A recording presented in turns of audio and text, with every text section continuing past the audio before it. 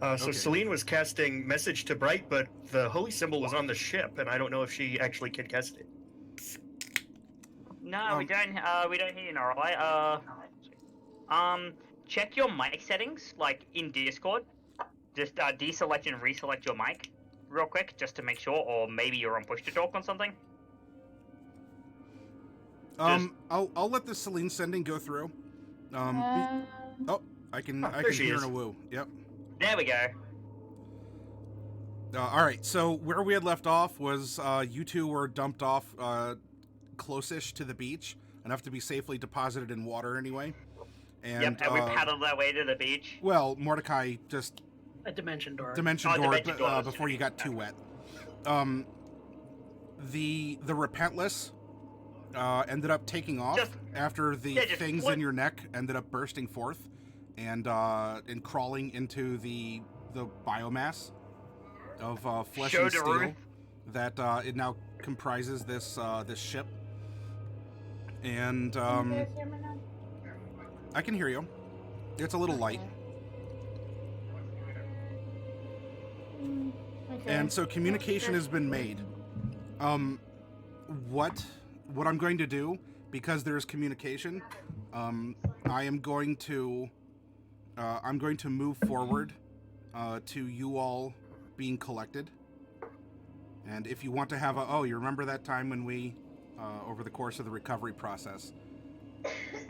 But we're also looking for our old stuff. Correct. Yep. I do still have more than enough locate objects to keep going and find it. I understand. And can we do the sending then with Celine and Bright? Because I don't know that we resolved that, and I don't. Yeah, no, we hadn't resolved that. I'll repeat what Celine said because I do remember what was said, but we don't have a response from. We haven't had a response from Bright yet. So can we resolve that first before we continue on? Okay. Right. I don't remember what she said. So Celine was basically just like, Bright, the ship just took off without us, and we're now stuck on Lacuna. Please help? Do you have any ideas? The ship took off? Okay, Lacuna's far, so, I can't save you right now, but I'll try. Celine's like, So, Bright knows that we're trapped at Lacuna for right now. You needed to be specific, I think. We were heading to the Dragon Graveyard. I mean, it's That's part not of in Lacuna. Well, I'm trapped in Ohio. Where? Ohio.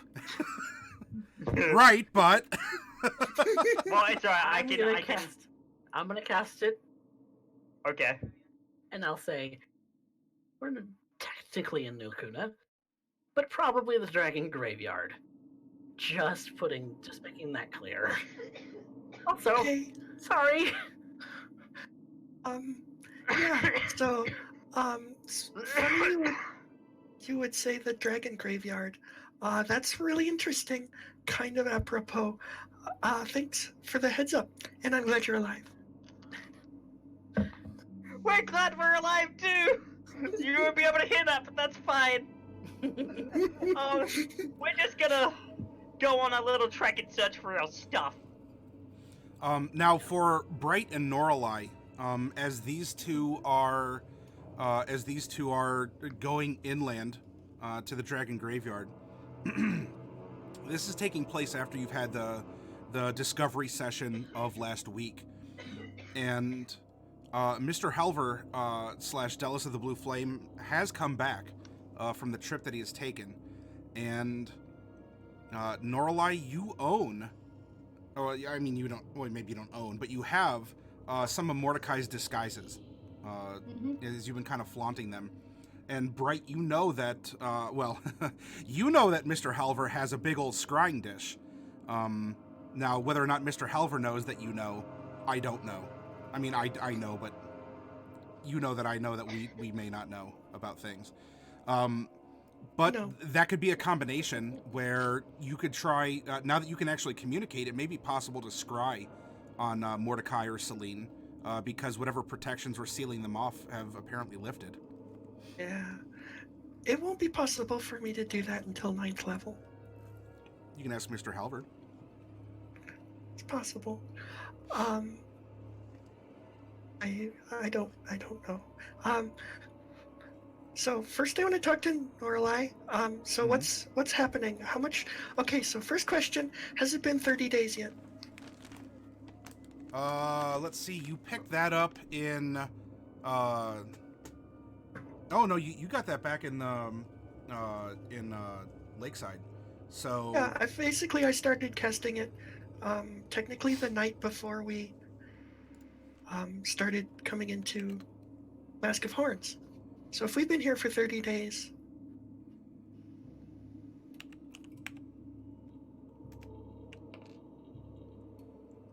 there are 3 days left officially.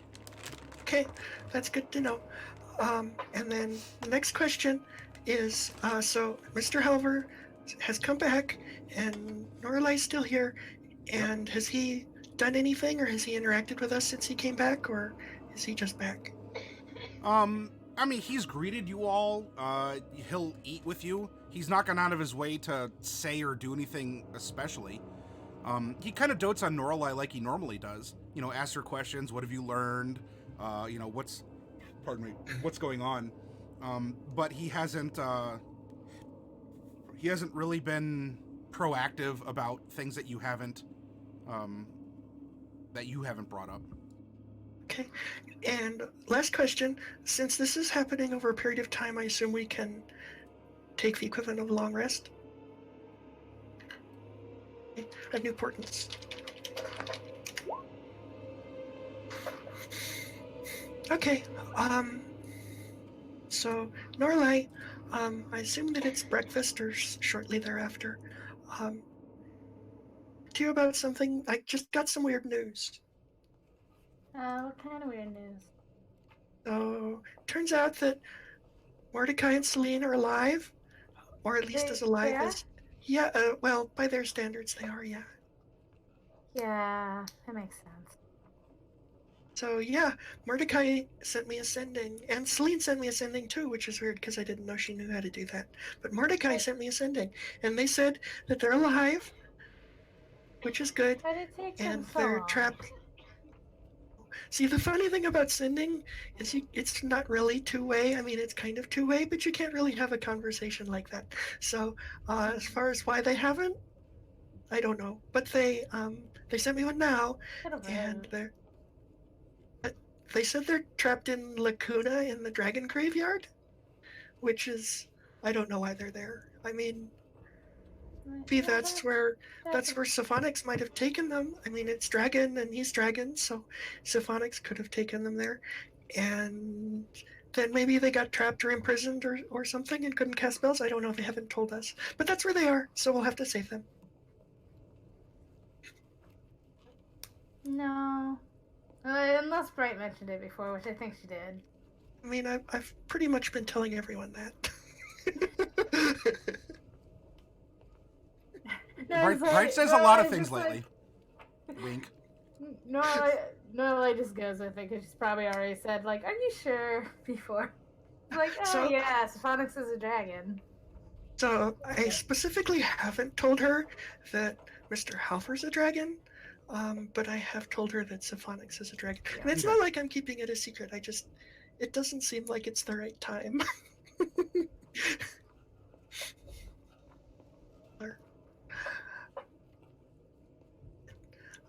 All right, so these two are probably going to need some sort of evac or detection or a little bit of both. How would you like to go about that?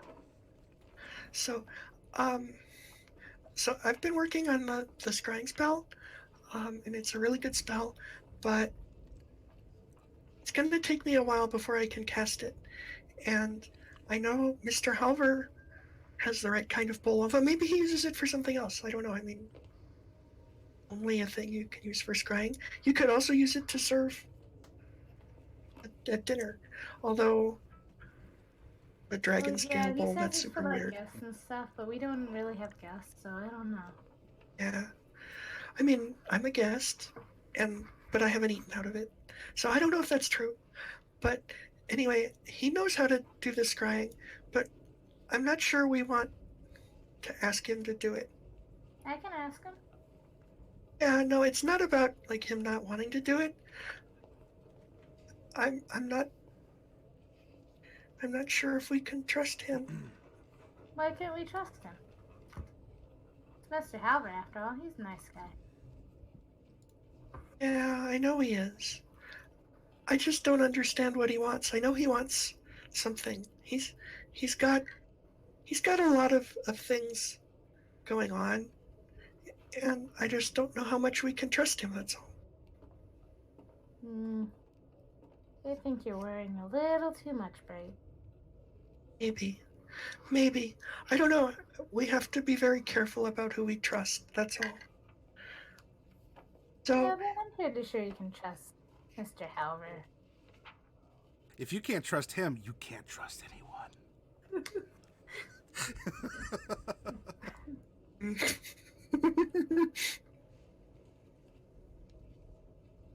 Norallie, are you going to ask Mr. Halver for a scry? Bright, do you want me to ask? oh no. Oh no. If she says no, Norallie, are you still going to do it? Maybe. Relevant follow-up question.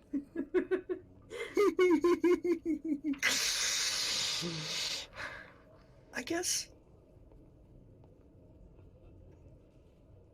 I mean, I know you don't understand why I'm worried. All I can say is I have good reasons.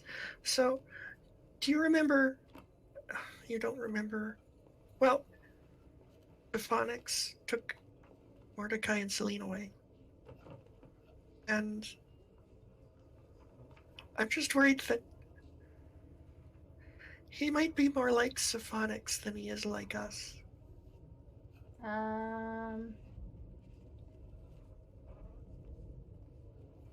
Okay. He's not like Symphonics because Mr. Halver knows what he's doing and Symphonics screwed up all the time. So they're not completely alike.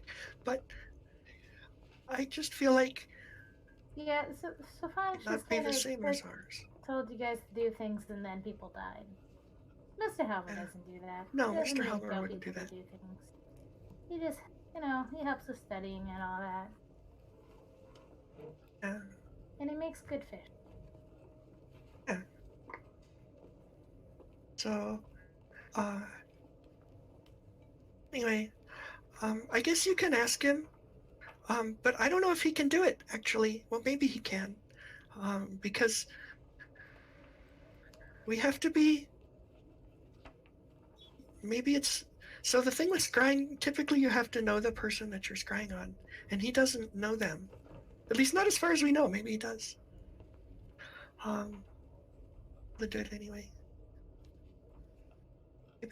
Maybe that would make it worth asking him, because then we'll know something about him. Well, Mordecai did say he traveled around a lot, so maybe they've seen each other. We should ask him to scry on Celine then, because I don't think he would. Oh, but Celine is from the Dragon Graveyard, so maybe we could ask him to scry. Oh no, to scry on Selter, but I don't know. I mean, she's almost like a dragon, and she was like Symphonix' toady, so we don't. Maybe he would know her too. I don't know. I don't know if Symphonix and Mr. Halvard know each other. I mean, Yeah. they're both wizardy types. Okay, well, let's ask him to scry on Mordecai and see if he can do that. I think it's more likely that he would know Celine, actually, because she was from the Dragon Graveyard, and he's probably more likely to have seen her. Okay. So I'm gonna go find Mr. Halvard. He's in the library. Hey, Mr. Halvard. Yes, my sweet morsel. What is it? We were wondering if maybe you could possibly scry on someone for us. He says sweet morsel, I wince just a little bit. Scry. Now, there's a 4-letter word that I haven't taught you. No, Bright. Don't say the other ones that you accidentally heard me say. No, Loki told me not to say those. Yeah, well, that's correct. You need to scry on some. Now, who is this person? There's certain things that we must have in order to be able to successfully look in on someone. Well, his name's Mordecai. He's a tiefling. He's blue. He has dark blue hair. We've narrowed it down to about 500,000 people, okay? Well, he's a musician. He plays violin. I don't suppose you have anything that belongs to Mordecai, or a piece Yes. of Mordecai himself? Not that bit, but I have a bunch of stuff from him. Let me, cause I got like some costumes that he had and some short swords and such. Let me go get them. Oh, yes, please do so. So I will grab the 3 costumes and his old short swords Okay. and bring him all of those. Oh, well, this is... he just gave this to you? Well, he kind of. He's putting a costume, weapon, costume. Probably just need the sword. I don't think we need all those different things. Well, I don't know which ones would work better. Well, he just kind of left them with Grayson, who's my donkey, so he left them with me, so... Oh, well, all right. I suppose, I have a device that would allow us to do so. Are you reasonably confident that Mordecai would approve of looking in? Sometimes you could try to scry someone for all the best reasons, and it's an inconvenient time for that person. Yeah, he said that they're kind of stuck somewhere and they shouldn't be there, and we're trying to get them back, but we needed to know exactly where they are. He's in a bit of a jam. Yes.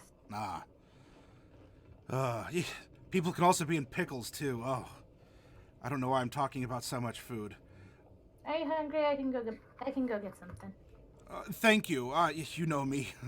I could eat a horse. Don't eat Bryson. No.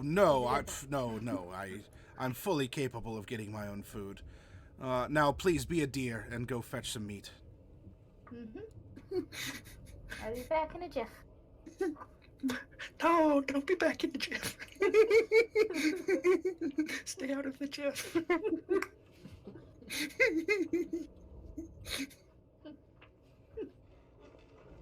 Bright, are you here, or did she skip off without you? No, I was gonna hang around behind. I'll wait for her to come back. Sure. Okay. So then she'll come back. Around awkwardly. Maybe I'll make some small talk. Okay. Well, as per gnome, that's really the only way you can speak. It's true. All of our talk is small talk. Oh, delightful. You always know the type of food that I enjoy. Thank you very much, Norallie. You're a real treat. Now, I believe I can help you. As you know Mordecai, you know him better than I can try to scry on him myself. However, and especially given your knowledge of him, there may be a way where you could assist me in trying to reach Mordecai. If you can you summon thoughts of him? Can you imagine him in your mind? Yeah. Probably You don't sound too confident, Norallie. Are you sure he's a friend of yours? Yes. Okay. Friend of mine. Well then, I'll tell you what. I know I told you to never ever go into the supply closet, because it could be very dangerous. Did But you say that? yes, and I'm afraid that we're gonna have to go into the supply closet. But you're gonna be with me, so it's gonna be a-okay. Oh, I would play hide and seek in there. I'm sorry. Well, as long as I didn't find you, I suppose you couldn't get in trouble. All right. Well, Bright, would you like to come with us? You're definitely, you're one smart cookie. I suppose that, you would like to see this process? I would. I've actually been working on this spell myself, but I haven't. I haven't used it since wizard school, and it was really hard. It's kind of like a class project, final exam kind of a thing, and so that's not something I can cast just because I want to. Although I'm almost there, almost. Almost. Well, perhaps this could be enough to put you over the edge and give you that little bit that you need. Would sure be nice. Very well. Norallie, bring anything that you think could help you reach out to Mordecai. Things that could help you imagine him in your mind, to just sort of almost put him in front of you. You have his you have a weapon of his. You can hold that. You have his clothes. You could we could use those. I don't know if you want to. Is that a butler outfit? Yes. Well. It's a little loose, but it works well. If you wish to adorn his butler outfit, that would certainly sort of put you in the Mordecai mood and the mentality in order to reach out. And I'm going to need a very big mood from you in order to reach Mordecai. All right. Let me go change room. There we go. Oh, he looks over to you, Bright. What a fine girl Norallie is. Yeah, she's really come a long way. I'm really, really proud of her. I am as well, and I'll tell you, though, Bright, and this is perhaps something that you and I can relate to. It's tough watching them grow up and then they just go on to die. Well, hopefully not soon. Well, I suppose soon is kind of relative, isn't it? Well, I mean, soon for you and for me. And soon for me isn't really the same as soon for her. But, I mean, she's got left, hopefully. Hopefully so. That's not too soon. Norallie, you come back and you're kind of in Mordecai's butler outfit with, whatever tucks or whatever you needed to twists or ties or something to try and get it. Oh, look at you. Well, you're quite the dish there, Norallie. Well, very well. Follow me, and, Miss Bright, I would ask you that you are very cautious about the things that you touch in the storage closet. There's just some things that maybe are not necessarily dangerous, but I would hate for anything to happen to you. Yeah, definitely. Don't touch any, strange magical items. Is there a magical item that's not strange?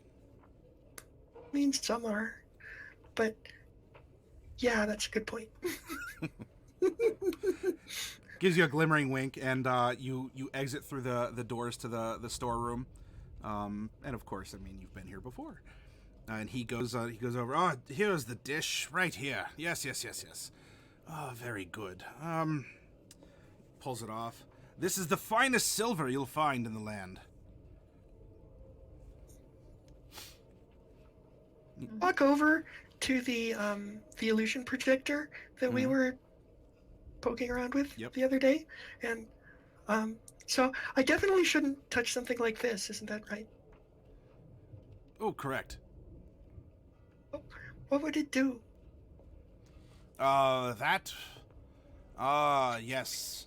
That one would probably show you things that you shouldn't see. Oh, okay. Yes, it's a bit of a rememberer, and well, if you're remembering other people's thoughts, that's a bit rude. Yeah, I can see that. Knowledge is a dangerous gift. It's like fire, Bright. Yeah, So it's a die. that's turned out to be pretty dangerous.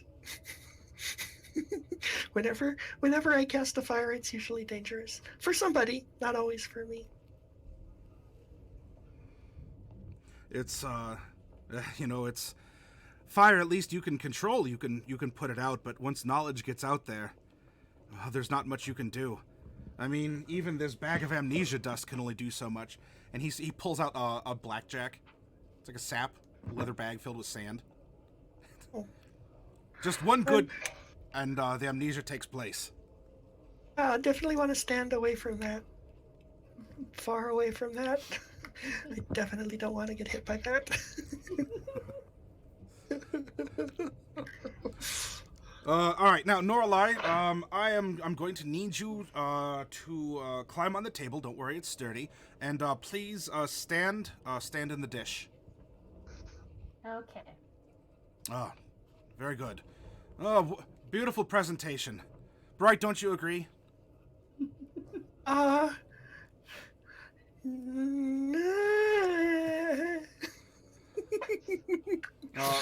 Now, this is going to be a little cold, Norallie. I'm just going to fill this dish with water. So brace yourself. And he makes a motion with his hands. Are gonna get wet. And water starts pouring out of his hands and starts filling up this large silver scale bowl. That's pretty cool. Well, I have a couple tricks up my sleeve. All right. I imagine you do. Now, Norallie, I am going to be casting this spell, but I need your help. You are going to be my lovely assistant in this case. And Okay. I need you to think of Mordecai. Not gonna cut her in half, are you? No. I require her whole. Okay, good. Now, I need you to think of Mordecai. Imagine his voice or the wind blowing through his hair or his horns or whatever you're thinking of. Okay. Any memories, strong emotional ones, good or bad, it's up to you. And I need you to hold those in your brain while I cast this spell. Okay. Okay. And Bright, you see that he begins chanting something as he's making some hand motions. You do not speak the Draconic, though, do you? Nope. Okay. So he is... So, if I were him, I would be casting... And then... Scrying, but we'll see what he does. Oh, I didn't hear the first part. Something and then scrying? Yeah, I was going to say, if I were him, I would be casting Detect Thoughts first. What he does, maybe I can... Even if I don't speak Draconic, maybe I can... Okay. Thing to see what he's doing. I don't know. Okay, so he's taking some time.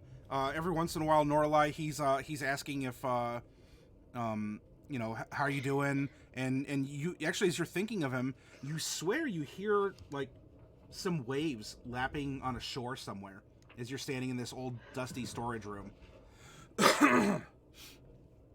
Oh, good.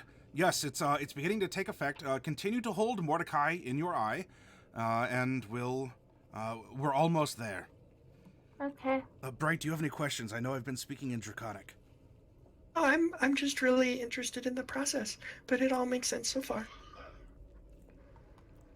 Words I haven't heard, but the exact words aren't always critical, so anyway, yeah.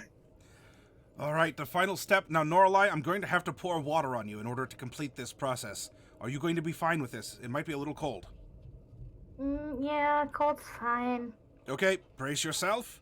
And he holds his hands up, and kind of like a little fountain comes out, and you are covered now in water, but it has a glow, like a silvery kind of blue light.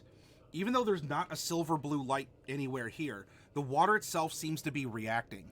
And Norallie, as you're being coated in this, the distant sounds of waves lapping, of breeze, of a lot of these other things are starting to manifest now.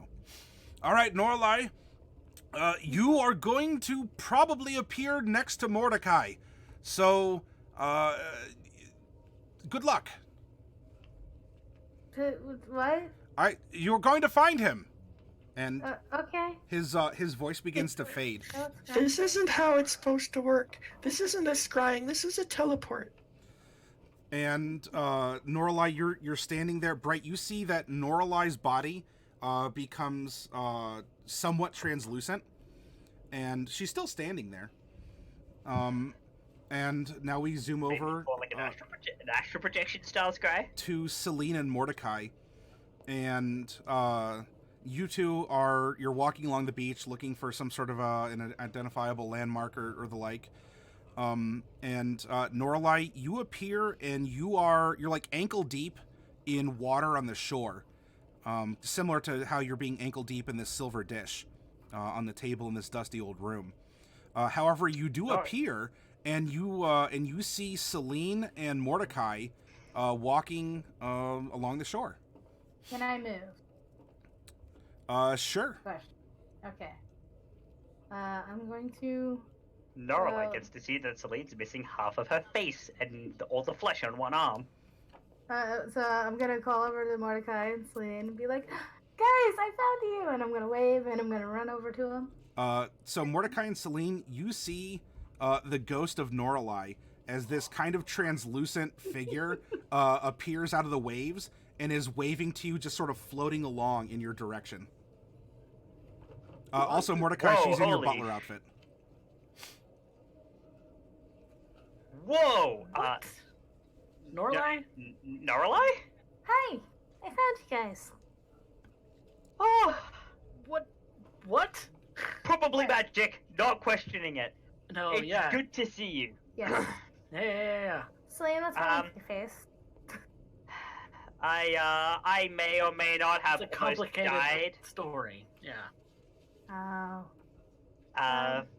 My lady decided to take a tax, shall we say. And so now I look more like her. To the important bit, where are you? I'm at home. At Oh. home? Standing in a dish.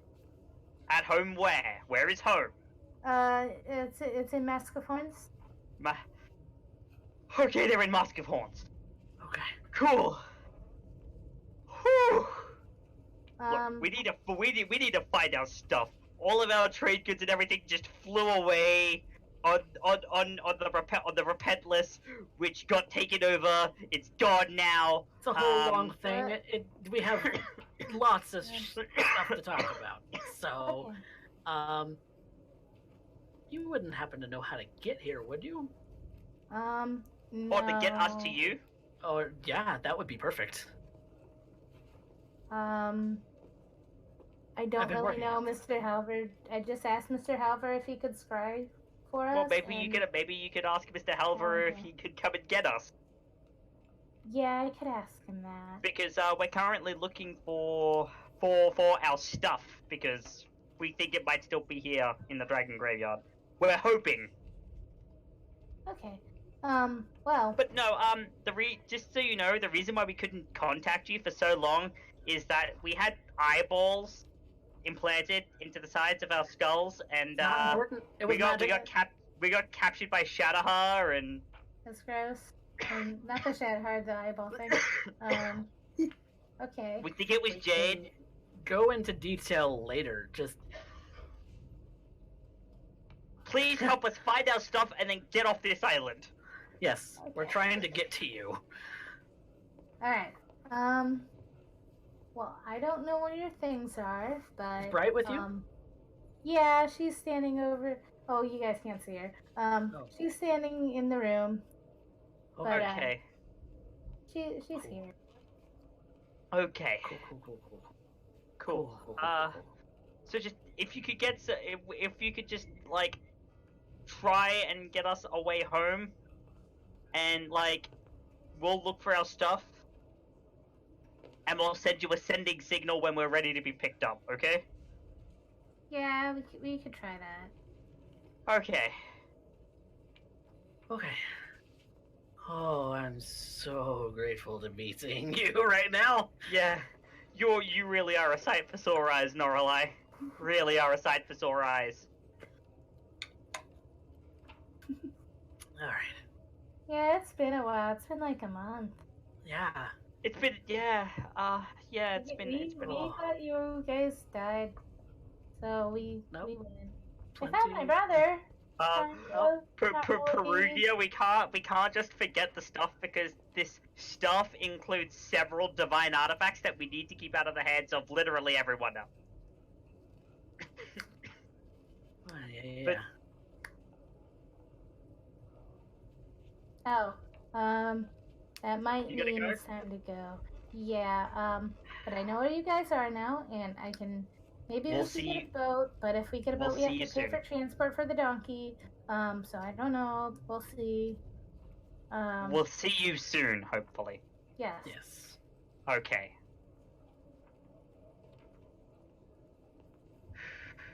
So do I?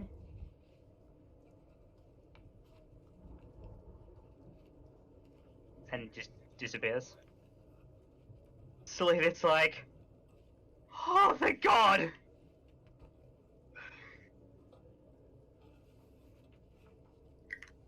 Wow, so that was not what I expected. When we do the scrying in wizard school, it's just like you look into the bowl, and the thing you're looking at appears in the water in the bowl. You don't actually like go there. I mean, there's a spell I know about where you can create a, but that's pretty expensive and it doesn't work this way. And there's another spell where you can create like a telepathic link. Use the bowl either. So this was some unusual magic. I haven't seen it done this way. You probably won't. Yeah. Probably because of Mr. Halver's particular nature. As magic has been taught over the years, some things have been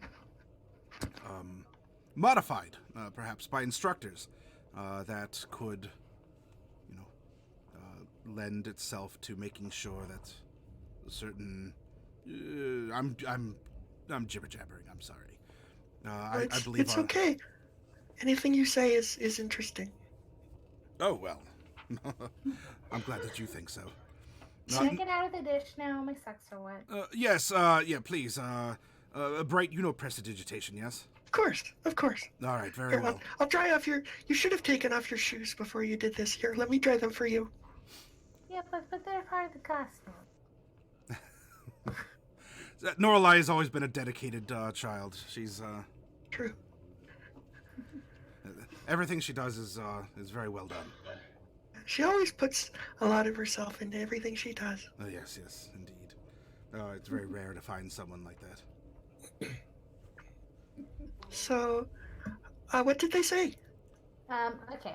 So they're trying to find their things in the dragon graveyard, because I guess they lost their things and they said they had eyeballs in their necks, which is not where eyeballs go, and they were captured by the Shadowheart Empire, which I don't know why they would be by the dragon graveyard. They could be Slade's encroaching. missing half of her face. She's what? Yeah, half of her face is like gone. It kind of looks like a skeleton. Horrible. Well, no, not the bones. The bones were there, but everything else is gone. Okay.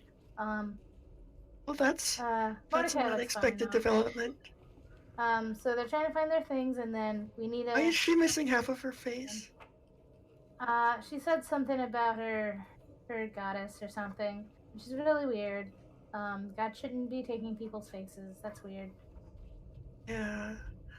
I mean, maybe it's like a ritual of devotion or something, but I hope she got something pretty cool for it. Mr. Halver actually gets kind of quiet as you're talking about that. Okay, Yeah. I'm not gonna. I'll think about it. So, was Selter there? No, Selter wasn't there. I probably should have asked about her, but I didn't really think about her because we didn't know her too well. We only really knew her for like a day, and then. Yeah. I just wondered. I mean, maybe she finished her mission and Symphonix came and took her back, but I'm home. That's weird. Yeah, I don't know. We could ask them when we see them, or if they send us another message. Yeah. Okay. So.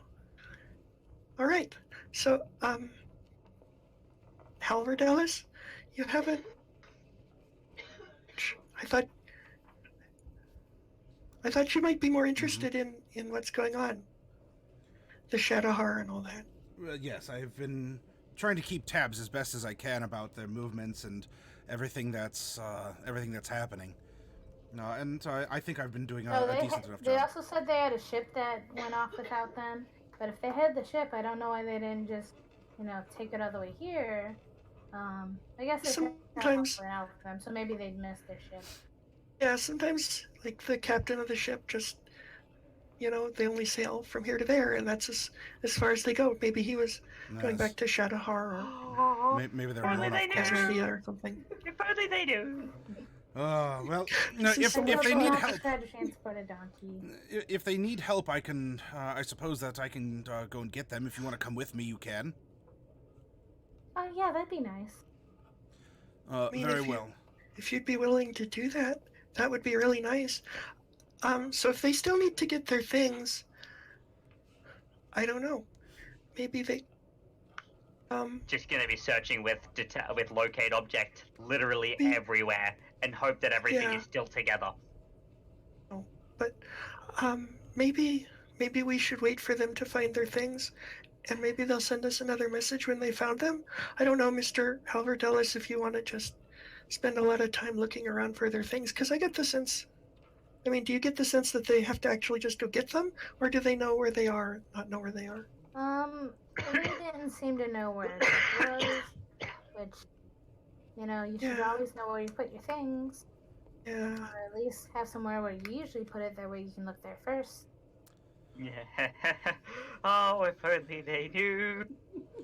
Well, If Norallie, only they knew.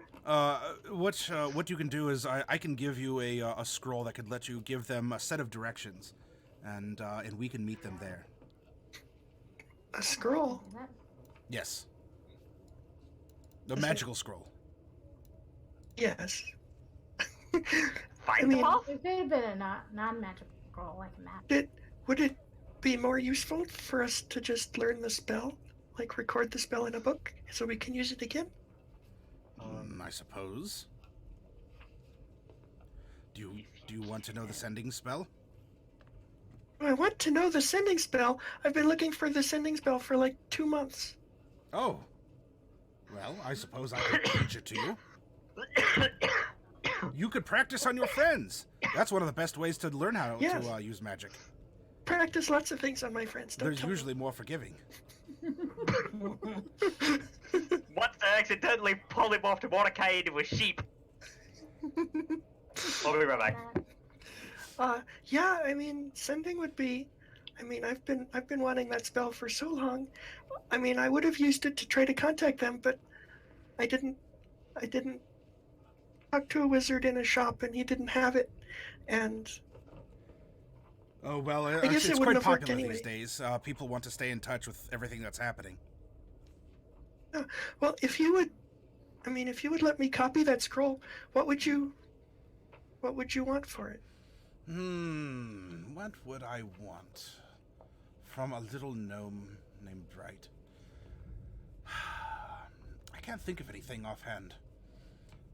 In fact, I believe that I will just call in some kind of a favor later. How about that?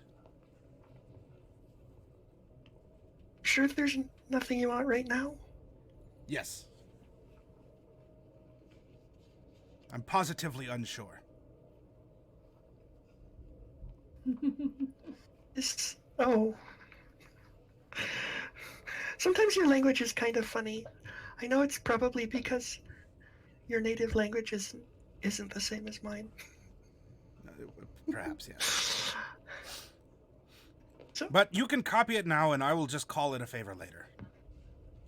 sort of.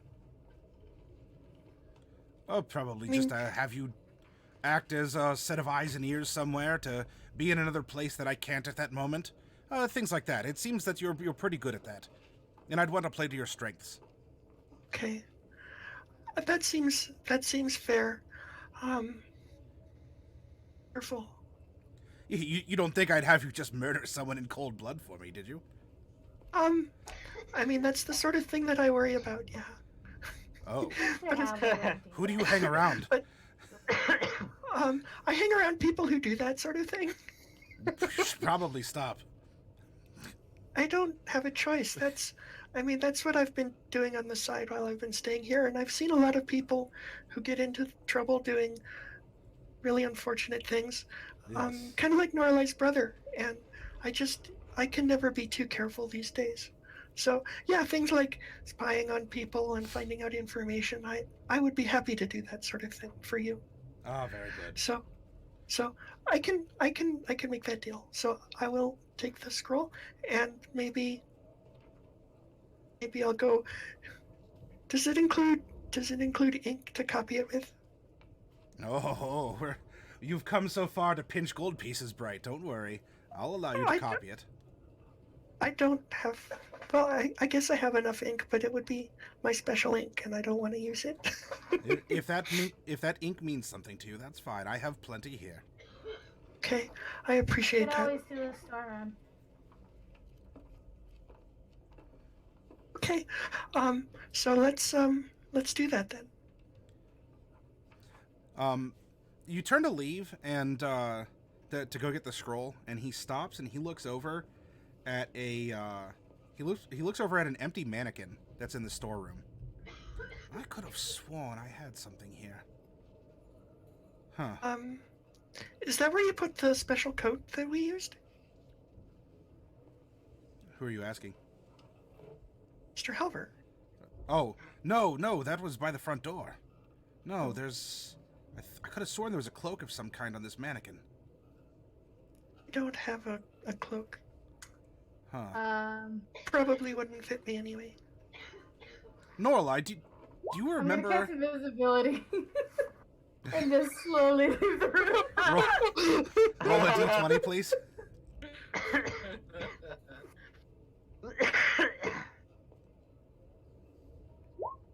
Not a 1. Unless you want to purposely let one go. Nah, I'm good. All right. So you contain the chaos and you just turn invisible and slink out as Mr. Halver's questioning you about what happened to that cloak that was on the mannequin in here.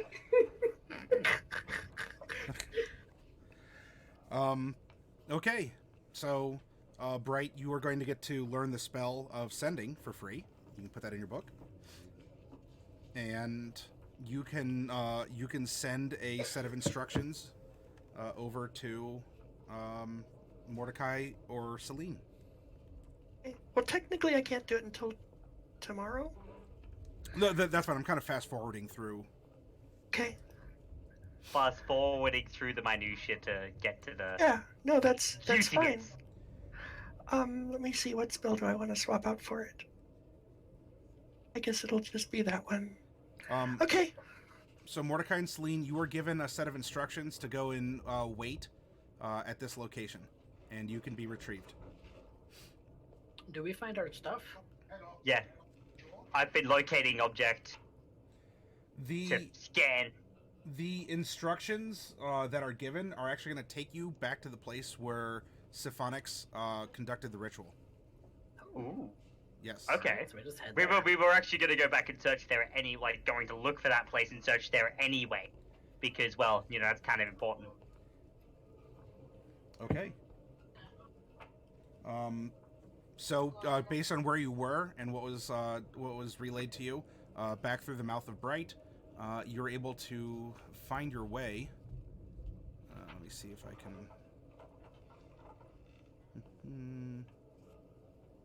You didn't archive it, did you? I thought I did. Maybe not. Is it this one? Nope. It's not that one.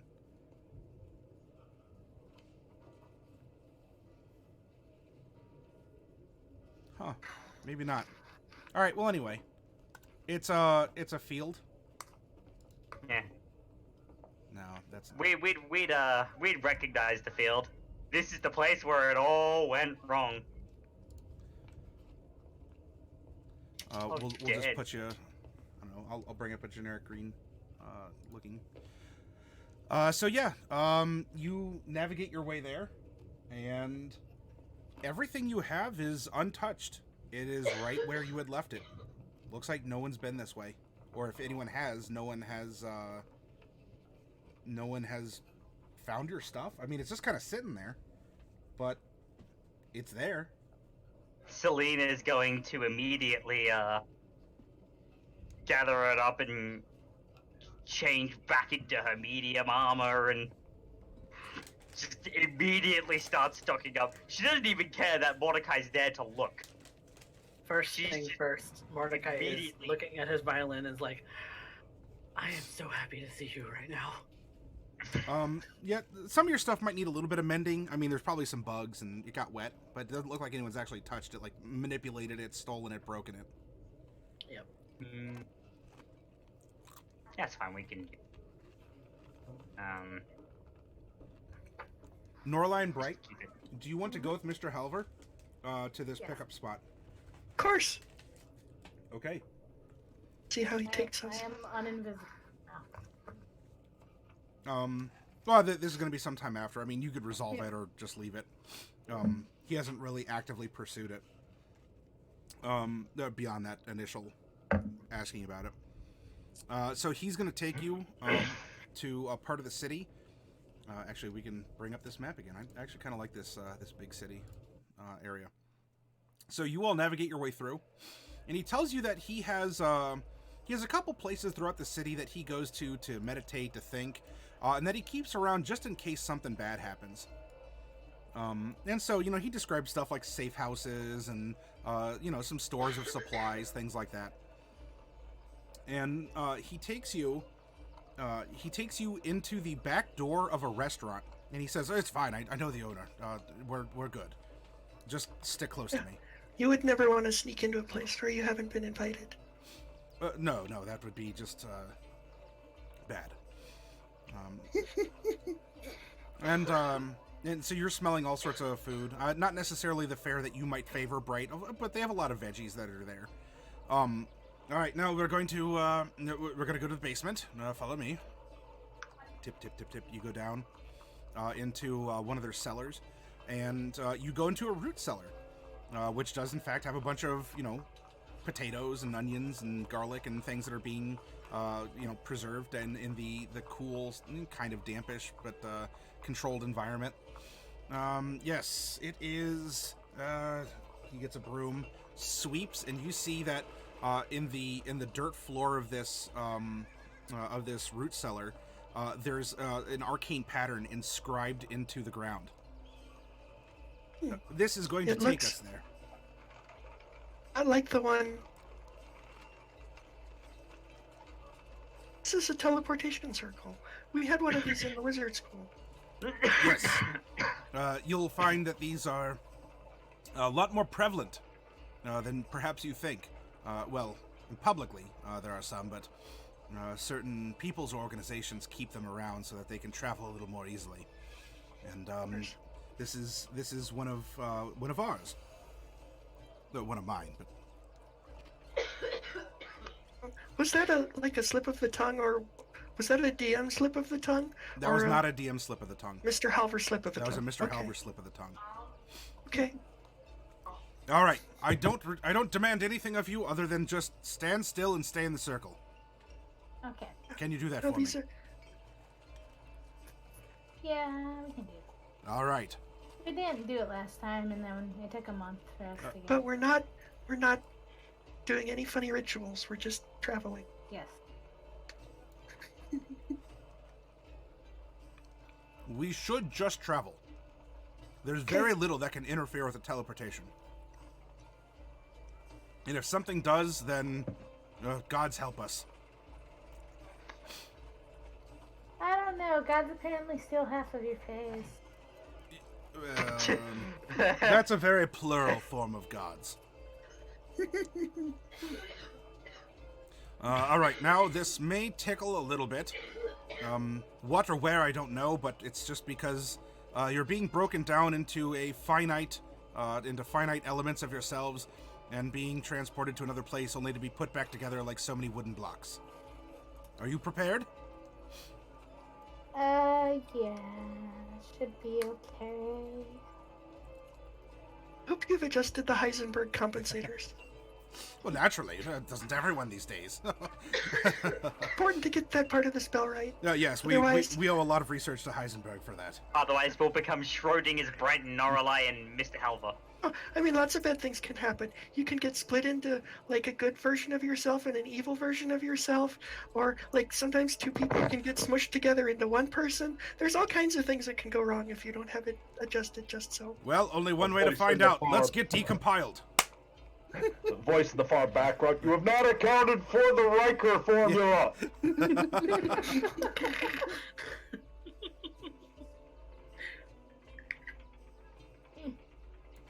And Okay. you feel yourself just turning into nothingness. It's a very light and bubbly, effervescent feeling.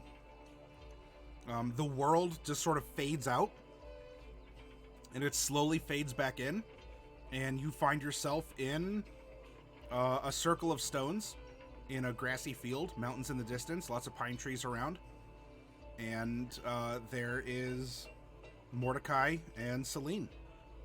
Okay, so the first thing I'm going to do is check to make sure that there's only one of me, and that there's exactly one of me, all my arms and legs properly attached, and that I'm not evil, or that I haven't been switched with a version of myself from a parallel universe. Your And evil once all self won't those tell you it's tests evil. have been completed, Then Does I'm Bright gonna- have a goatee?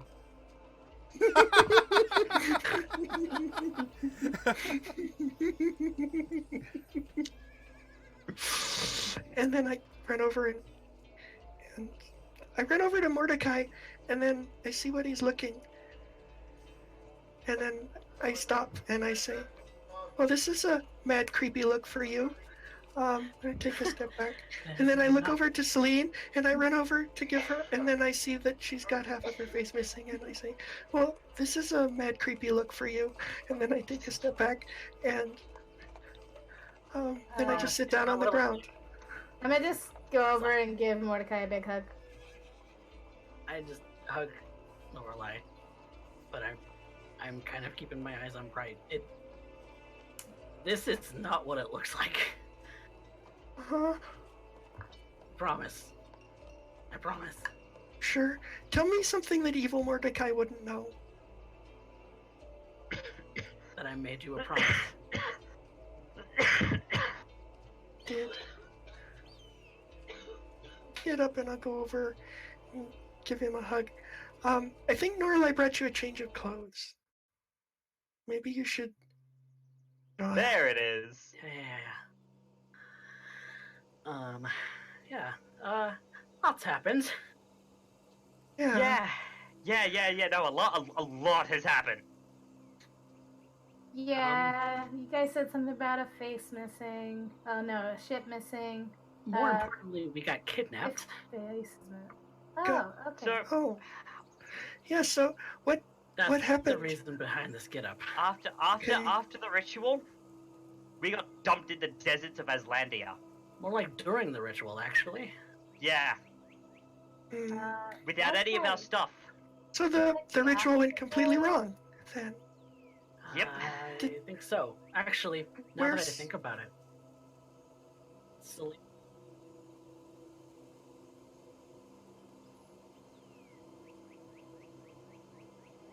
Oh, of course. Where are my Oh, manners? this is So. Mr. Halvin.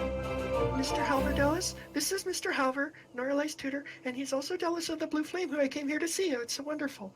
And then this is Convenient. this is my friends Mordecai and Celine, and I guess Selter went back with Sophonix because she's not here. She was with them when they left, though. About Selta. We Hmm.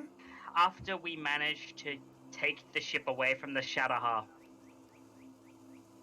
we landed at a fort city in Aslandia looking for directions. The Aslandian military tried to commandeer the ship by force, and we fought back.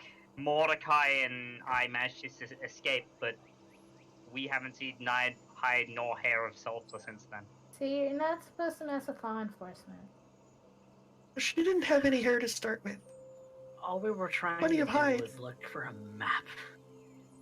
All we wanted was a map, and they decided, oh, we're going to take the ship. We told them no, and they decided to Oh. attack us. That seems. Well, that seems weird. I don't know why that. Okay. Celta may or may not be dead. We Find don't out? know. We ran. I'm gonna Have you- cast Sending. Because it hadn't occurred to me until now. I am going to cast Sending at Selter. And I'm gonna say, It doesn't go off. Sorry, no. there isn't a target. So. Friend. She Wait. didn't respond, There was no No target. target. so she's dead. So wait a minute. Wait.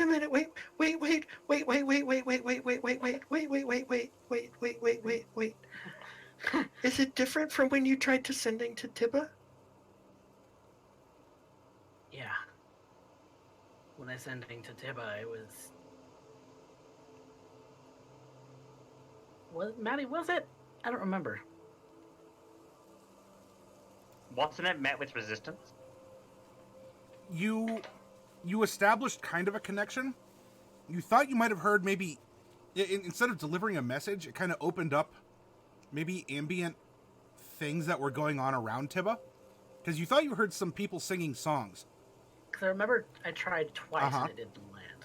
And then the last one, it did wild magic thing. So, yes, Yeah, something was interfering. Like, the spell went off. And yeah, you could chalk it up to wild magic because one of it happened then.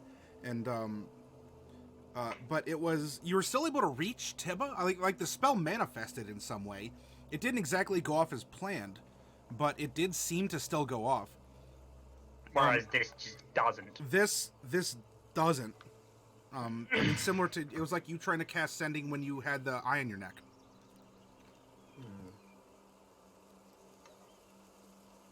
Yeah, The eyeball's not in your neck, by the way. She's nothing there. she's gone. So, but Tibba might. So, wait, why couldn't. So, did you try to sending to us before?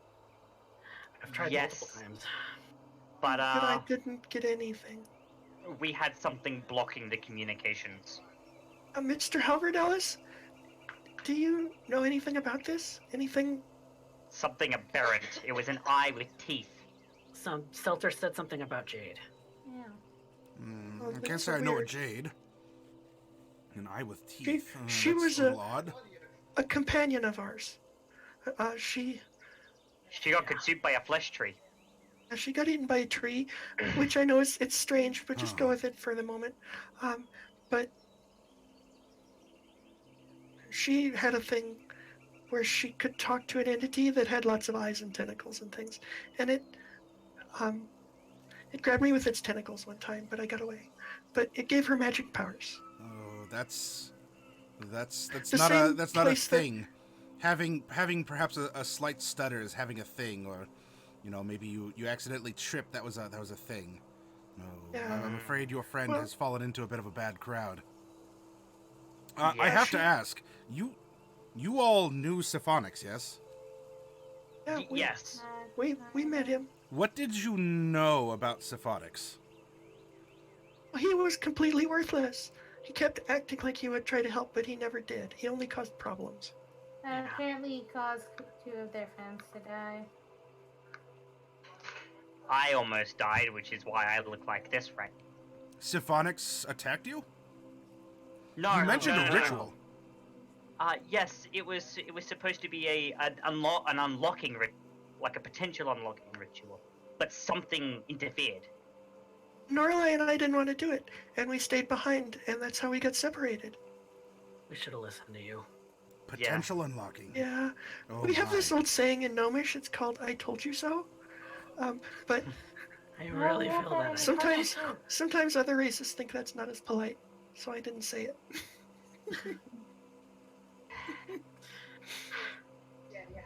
Oh, just so you know, Jack's back as well. Just so you know, Oh, he's giving me my arm flesh at the moment. oh, Jack, come out and say hello. And as Jack manifests, and of course you fully skeletonize at that point. Not fully, not like your whole body. Yeah, Just- yeah, the part that's skeletonized, yeah. So Faye. And you, Mordecai. You're more than just a tiefling. What No. makes you say that? Because you're dead. And yet here you are. Yeah. yeah, And That this happened one, a while ago. this one has been corrupted by the Fae. But you I don't. wouldn't say corrupted, more like infested. Yeah. Well, that's perhaps a little bit more accurate. However, I'm confused. Celine was your name, yes? Yes. Show me your chest. Celine kind of pulls down a little bit to show her chest. No crystal shard. Are you like Norallie? How have you been No, infested by the Fae and you haven't changed? What happened was this. I told made I a deal I accidentally. basically told Arm that he needs to see how we live, and thus Jack was birthed. Points to the little blue box. To follow me around and be inside me, and you know. Yeah. And Jack stretched around. Yeah, I've been with her for a long period of time. Except that one time. I will say though that he's now kind of useful, giving me an illusion for at least part of my body. Good, so we don't But- need that. We don't need that thing in that bag, right? We just leave that behind. No, that needs to come with us. Oh no, Celine, it totally doesn't. You should completely does. leave that here. No, it's coming with us. Take it. No, I don't I think want him here. I He don't think that's going to be healthy for our interferes. relationship, Celine. It's not healthy for my relationship. I have to take it with me, and it's not me that says so. You know who says so. Are you sure you want to get on her bad side a second time? No, I'm not concerned about that. I'm just concerned about us. I'm thinking about us, Celine. Think of the Fae. I'd Nobody rather. wanted you in the After everything that's happened between aberrations, the vampires and the Fae, and the dragons, and the Fomorians, I would honestly rather think of none of you. Come on now, don't be hasty. Just he starts going over towards the bag with the eye in it, like he's just kind of backing Nope, up towards it. Celine just picks up the bag and is like, "Nuh-uh. This needs to stay with me." No.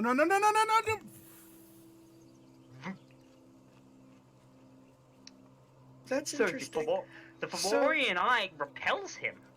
So it Sweet. repels the Fae. So it's funny that it We hasn't might- rotted. Why don't we just get Fomorians? They can. Well, Then the Fae have to leave. they're stuck in, but they're stuck behind the veil, and they're not nice. They are nasty creatures. Oh, well, maybe. What if we ask them really nice? They're trust me, they're not. They tried to control me. One It does that sounds these like days. you all know a lot Everyone about tries to do that. That's things that are stupid. going on. Who Yeah. told you these I, things? We've experienced these things. Was it I've Sophonix? Did experienced- he tell you these things? No. Tell us anything.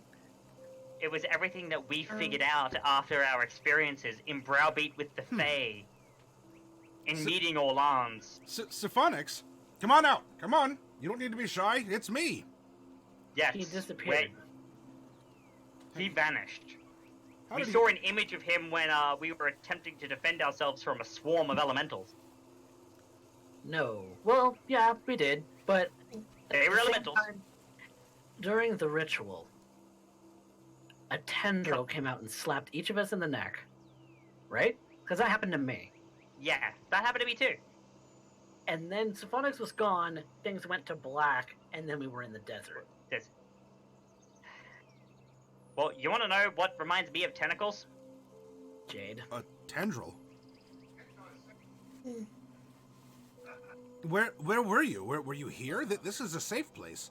Yes, we were in an area of black with a spotlight on each of us, Oh. and we saw some magic geometries. And a tentacle slapped you out of this place, and what happened to Stephonix? He disappeared. Gone. Oh. I don't know what he was trying to do. Mr. Halver / Dallas of the Blue Flame, what happened? Have you guys tried sending to him? Well, we A haven't pure and had the elegant chance to do solution sending. offers Norallie, honestly. Well, I'm So out it's of like those right we haven't now. had the chance to send it since she points to the fact that there is still a little bit of a chunk missing from her. She's healed it up, so it's like not bleeding anymore, but there is still a little bit of a chunk missing as she kind of rebuilds that little bit of flesh. Mordecai, If their magic. sending wasn't working before, then they wouldn't have had a chance. Yeah, but it wasn't we working. We could do it now. We could do it now. I'm out of spells. Do it. I'll I have cast I have a sending. spell. You have sending? I can cast something. I'll Or let you can do cast then. it. Everyone knows how If you want to send cast it, you can except cast me. it, because I'm also a little bit down on spells, so Okay. Yeah, I'll cast it. I have all my spells. Alright, go So- ahead and cast sending. Hi, it's Bright. I'm here with that you callously abandoned, and also Norallie, and your friend, Dallas of the Blue Flame / Mr. Halver. Okay, bye. All of Bright's messages are 23 words, so she can fit in that closing signature. I have to save room for okay, bye. The spell finds no target. target, no purchase. So, he might be dead, or he could be. I mean, I don't have I didn't find a target, so might be dead. What? I mean, yeah. You're discussing What? things that are, well, I'm sorry, not just important. They're, perhaps best discussed in a more personal area than out here in the middle of the woods. Okay. Can we get back to Mr. It's been Maska? here. If we But can yeah, go we back could to always Mr. go to a Maska. safer place. Yes, we can. I know a place. Then, a place we shall go. Very good. Do you have all your things? Yes, I would have gathered up Collect all all my of my things? stuff. Oh, And Selena's clutching that red bound leather book. what's with that? the What's that celestial pile of text on the clothes front. over here? That would be Celta's equipment. Why don't we pack up Selter's things and take them back? We will take Celta's things with us, so that at the very least we could give her a grave in the most hedonistic place that we can imagine, because that's what she would want. Yeah, or Yeah. maybe there's a clue in there. We could find out more about her. Yeah, a little bit more. I don't know if she had any family. I tried to tell Jade's family when she died, but they weren't home and I didn't manage to. I have so many people I need to be sending to. Hmm. Oh Then, my Well, goodness. I mean, you've got it now, It's a don't great you? spell. I'll be busy. But no, I don't know if Selter has any family, but I don't know either. They should know. We didn't really talk much. No, it was a lot of her being rather bossy. Amazing in combat, mind you. Very good. Like, no question. She was a she very was pretty strong. She was incredibly strong. And you know, as much as we didn't get along, I'm actually kind of sad that she's gone. Yeah. Well, I mean, I didn't know her very well. I'm sure you got to know her a lot better than I did. But She was I'm always sad pretty when anyone wise dies. for someone who's kind of a She bossy. she had the right idea about things when if presented in the most nicest of ways. I don't mean to be rude, but perhaps we can have a eulogy elsewhere. Yes, of It's course. probably Of course. it's probably best that we get back. Yep, Now, I'll if gather you're up ready, all I'm the going to stuff. turn you into a fine mist. You mean for teleportation, right? What? Yes. What do you? Yes. Okay. What? 1, That's how teleportation 2, works, Mordecai. Don't worry about it. and you start turning into a mist on 2. Whee! And you feel yourselves just discorporate. And everything goes blank. And when you come to, you're in a root cellar. It smells amazing. There must be a restaurant above you. Oh, Oh, This we're back is- in Mascarpone. This is where we left from. God. The potatoes smell really good. Can we have like some Can I have some like proper food, please? I've been subsisting on create food and water food for ages, and whilst it's nutritious, it's horribly bland. Well, I want you can food that tastes like something. We have a the kitchen. money that we had. have this raw potato. It's nutritious and horribly bland. Celine just takes a bite out of just a full bite out of the potato. It's like, oh my god, it tastes so good. I have an idea. We should all go out to dinner. Dinner? Dinner sounds nice. We should go out to dinner. Yeah. Because I found our money. Yes, we have the money. We have our money back. Ah! You wouldn't believe who just dislocated his shoulder. Ow. Okay. And he's just clutching his violin case. Okay, it's in.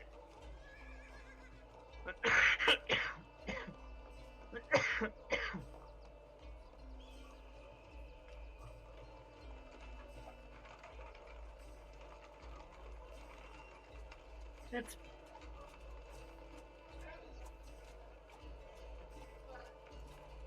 Yep, Oh. Celine slips her porcelain mask onto her face, and she says from under it, I've never been more comfortable in my entire life than I am at this very moment.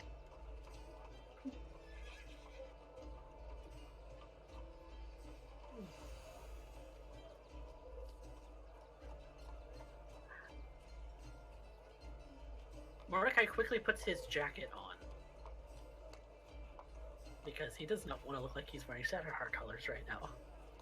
Well, we're not in Shadowheart colors, because Celine got changed immediately. Didn't you have a change of clothes? The studded armor is better than the one I had.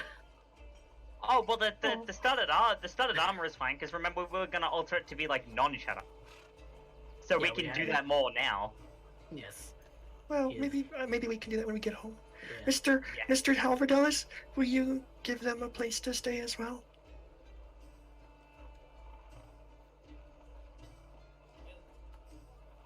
Just one. One is fine. Just one?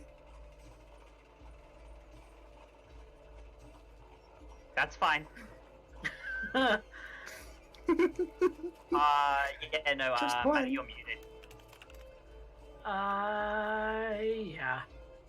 That's a thing. It does like muting you, doesn't it? Well, I do that when I was crunching or sipping or whatever, and I sometimes forget to click okay. it back on. That's fair enough. You need a push to mute. Yeah, I need to push to mute.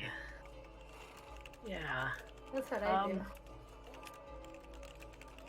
Surprise! So, Oh. don't get any weird ideas. It's just Mordecai and I have had some time to get to know each other a little better whilst we were, surviving in the Aslandian desert on capital of Shadowheart also. Mm-hmm. Uh-huh. You all make your way through the crush of humanoidity in the city to kind of a it's not the best of places. A lot of knockdown buildings, rubble. It doesn't look too seedy. It just kind of looks abandoned and run down. And you walk through a couple different buildings, and sure enough, there's sort of like an old set of cellar stairs going down. And your guide says, just down these stairs. Norallie, can you please show him the way? Yeah. There's a lot of extra doors and stairs in here. It's kind of fun. Yeah, You'll there's get used to like it. 5 times more doors than there are. You wanted. Oh. and you all walk into and through a house that shouldn't exist like this, but it does. This is weird. And you end up walking like through the same door twice, but it leads you to a different place. But Norallie seems to know the way, so it's cool. There's not really that many rooms, just a lot of extra doors and stairs. Seems redundant. Time. Yeah, poor Snowflake in a jar on a repent list that is now flying through the sky, piloted by a giant eyeball. And I don't mean a beholder, I mean an actual eyeball. Snowflake is probably going to starve to death. No. It's very sad Oh, for I don't know, Snowflake. maybe Shodarus might keep. Who knows? Poor Snowflake though. Or hopefully. Are we like, really just like throwing that name out there over and over? Apparently so. Apparently, yes. Mr. Halver just kind of, when you say that, he just sort of stops. You keep saying that name like you're familiar with it. That's where Jade and Loki get their magic. Yeah. I see. Positive, anyway. A patron of some kind from an unfathomable place, as far as we're aware. Oh yeah, I don't think you guys know. Yeah, we found Loki, and he's kind of cuckoo right now. And that's not. It could be good. the Luciferus, could be the patron, could be both. No, it's the patron. Yeah. And Well, if it, we met Grimhilder again too. She was kind of unpleasant. I wanted to fight her, but Oh. Norallie didn't want to. No, I She wasn't. wasn't That's so nice. confrontational when we saw her last. Grimhilda von Arlay. That's a name I could have gone without hearing again. That's why I only used half of it. I could have gone without She's hearing not half of it. wrong, Celine. But Celine is going to proceed to deluge the information about the Shadowhar and their ships and how their ships run on souls and Everything between. Oh. Everything that's happened. everything we learned is just Okay, so you're Oh, the Are we doing last. this in front of Delis, though? yes. Oh, also, I taught Herbert a new trick. I'm gonna pick him up, Yeah. and in Inferno, I'm gonna tell him to say hi. Ah. Is he still a how thing? did you do He's that? still red. Norallie, can I eat him? No, you're not supposed to eat these worms. No, you can't. You Oh. can't eat us. So, here, let me fix you guys right also, up. he's speaking in Infernal. Can I bite I him don't- at least? I don't like him. That If one we has do- a fae and that No, one no, has no, a here, vampire. Here. Mordecai, boop. And you too, Celine, boop. You are both now restored to your appropriate auras. Oh. Oh, that's right. Yeah. Nistel's magic aura. What? Norallie, I what, booped you. Oh. what Everyone happened? will like I you don't. better now. What happened? See, they're good. Are they good? Yeah. You got confused, plant. I can understand you. I can understand Why you, can buddy. you talk? Why can you talk? Could I roll? Wait, does an Norallie Arcana love check? you too? Does she tell you her What? secrets? No. Could I roll an Arcana check, please? Oh, you didn't know that she likes. Norallie kind of stop. He just looks to Norallie.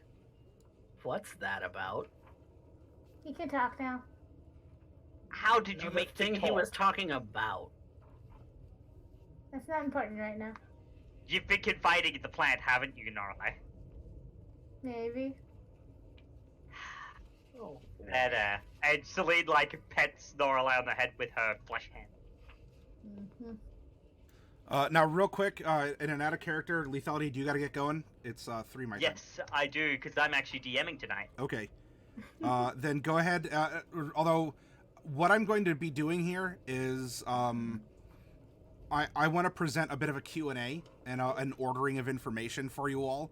Do you have Okay. any questions you want me to address as a player to your dungeon master? I mean, we could do a little bit of role playing with it, but everyone's at the table. You're in a safe spot. Yeah. This is the time to lay out questions or to get answers. Do you have anything that you want to have brought up or clarified? Yeah. If you want, you can always just type it in chat on the side or in Table Talk, and I can read it. Like, if you have to go, but you can still have your phone on the side or whatever, I understand. But if there's anything you want answered, let me know.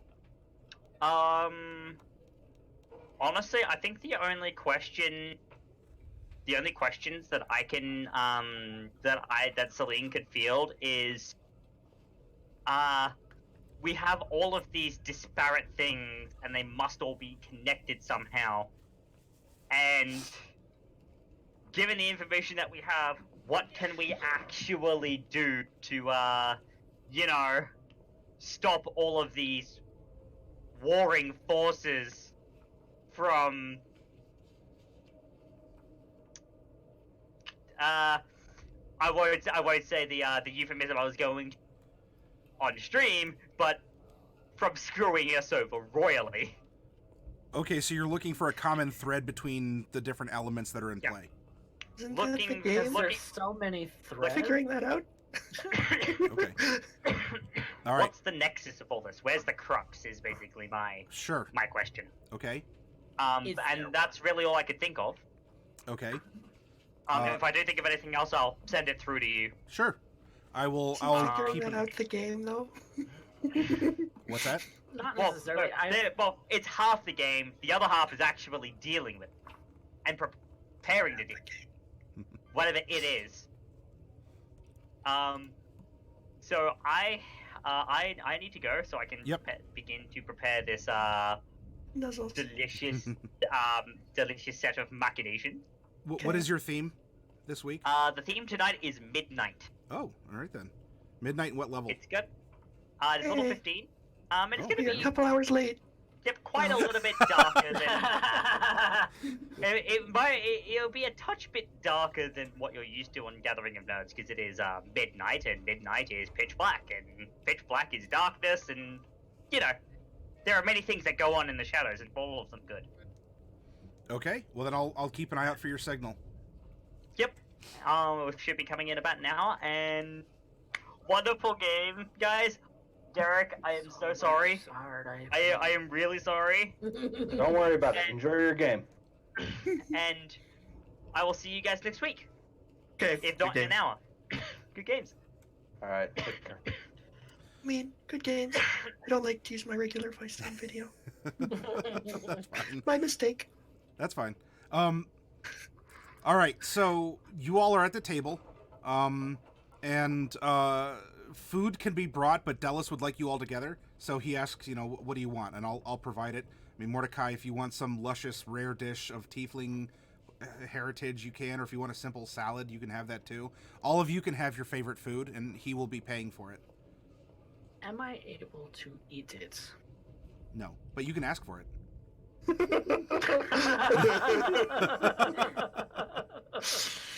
That's the thing I'll have to start tracking again. I mean, he identified you as a vampire. You could honestly just say, could I have some beef blood or something? Like, yeah, I'll ask for that. He'll procure it for you.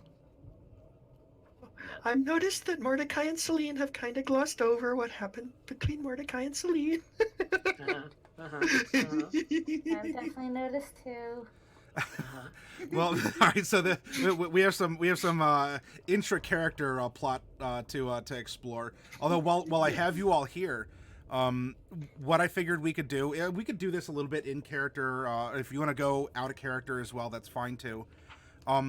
Let's have a bit of a recap now that everyone's together. Everything is on the table. Between all of you magic users and with Mr. Halver here, he can sort of make illusions come to life, so you could describe things and you kind of get like a little illusionary map. He seems to be very good with illusion. And so you can eat and talk and try and put things together. There's maps that are here in his library. There's reference books. You're presumably safe down here also, even from Herbert, who doesn't, you stopped being a vampire to him, Mordecai. That's cool. All it took was a nose boot. Excited about this.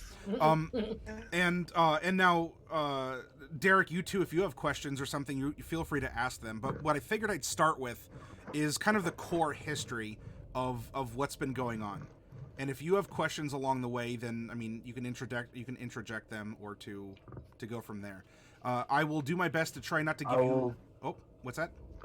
I will try and follow. Yeah, I am. What was it? What was the old line? And if you buy my book, or else you will be so lost in this class, you'll never be found again. Well, Derek, if you need a timeline, I have one written up. Yes. I just wasn't sure if it was corrected or not. and we'll see if the record needs correction at all here. All right. Yeah. Well. Go ahead. Now, it's at least known to all of you that Siphonix was a gold dragon.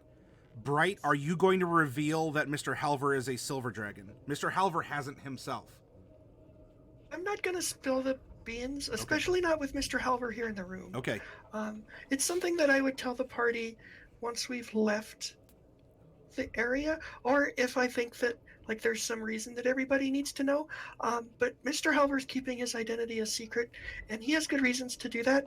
And I don't want to make him into an enemy. Okay. And I think that spilling too many of his secrets would irritate him. So no, I'm not gonna tell anyone that unless it becomes Okay. till we're done in this plot segment. All right. So in the beginning, there was the world, and a little part of that we now know as Mesotopia. The original inhabitants, at least the mortal, or they're as close as you'd find, that were sentient to a great degree, were the giants and the dragons.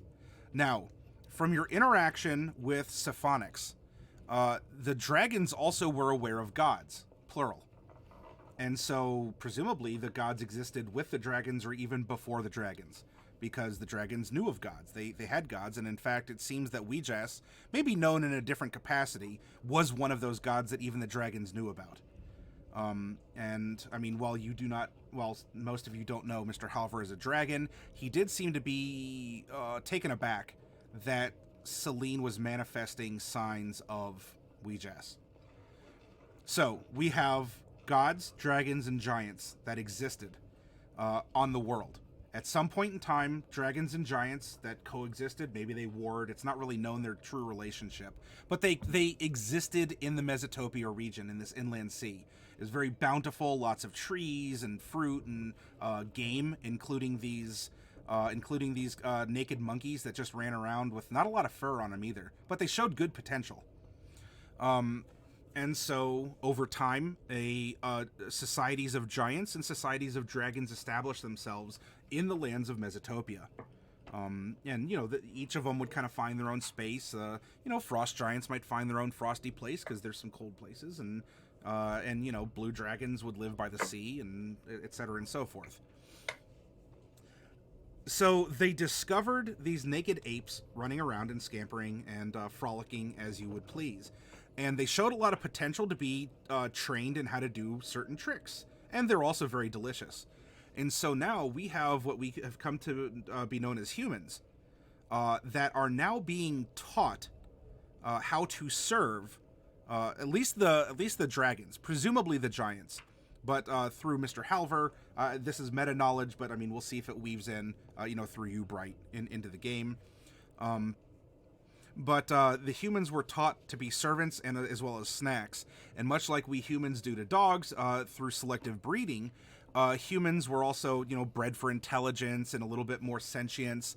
They were given a language to speak. They were taught how to use tools, and they could do things not necessarily that dragons couldn't, but perhaps on a smaller scale, a finer scale. They turned into cheap labor, cheap snacks. They were excellent pets, excellent food.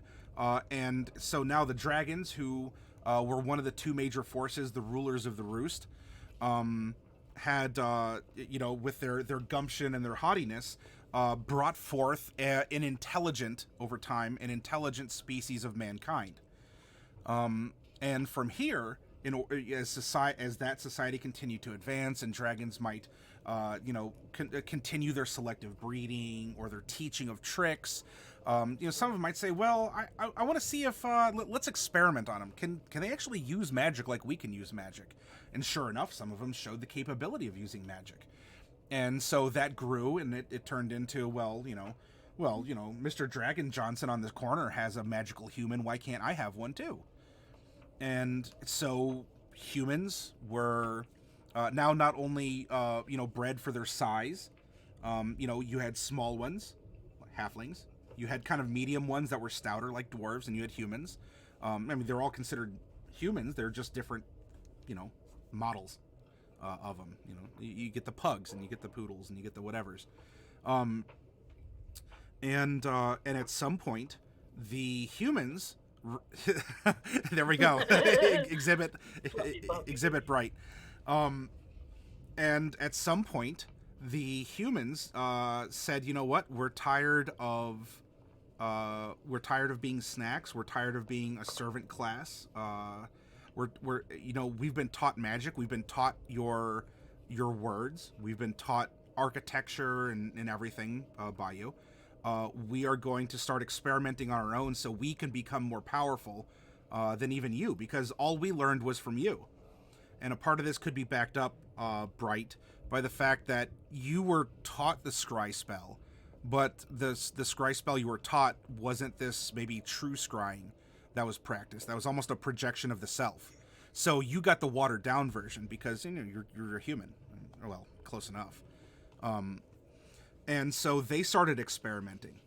And at some point in time, these now sentient humans with their own culture who were getting tired of being ruled over by dragons ended up experimenting on themselves so that they were the masters of their destiny and not, bred to perfection by dragons.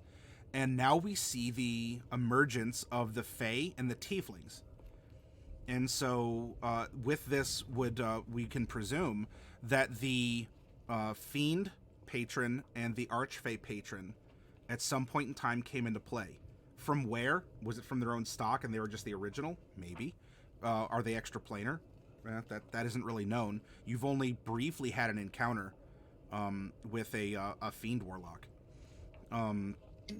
I was able to permanently banish a Fiend, though, so they're probably extraplanar. And so this is now where we have humans that take on fiendish traits, so tieflings, and one reason that tieflings are abundant in the Mesotopia region. And this is also where we start getting humans with fey traits, the elves and the gnomes. And then, the half-elves as well are are included in that. As they are taking on elements of these great forces that could contend with the dragons as masters to try and break them free. But of course, that would chain them into their own kind of servitude. And the effect would be as it was on society. And so now this is where we see a shift, because the dragons were brought low by their hubris, as well as the giants. And you all haven't really found out much about the giants, other than there was kind of an interaction with the Fae. And it seems like the Fae might have been the ones that take care of the giants. As well, there's a dragon graveyard, and it seems as if the dragons were mostly all lured to one place, and then something happened to kill them off. The giants seem to have been expelled, like almost banished, like what Bright was just talking about with the fiends. The giants were almost banished, thus creating these Fomorians, these kind of twisted relics of what giants and how they used to be, that exist in this in-between space, and they're trying to force their way back in. And so now, with the dragons all but dead, and the giants all but banished away, this then led to the rise of the humans, the Fae, and the fiends. And we have an old organization of these humans, one of the first just human societies, which could very well have been the Shadowheart Empire, as it's predominantly made by tieflings and humans. And the Fae might have slipped off to do their own thing.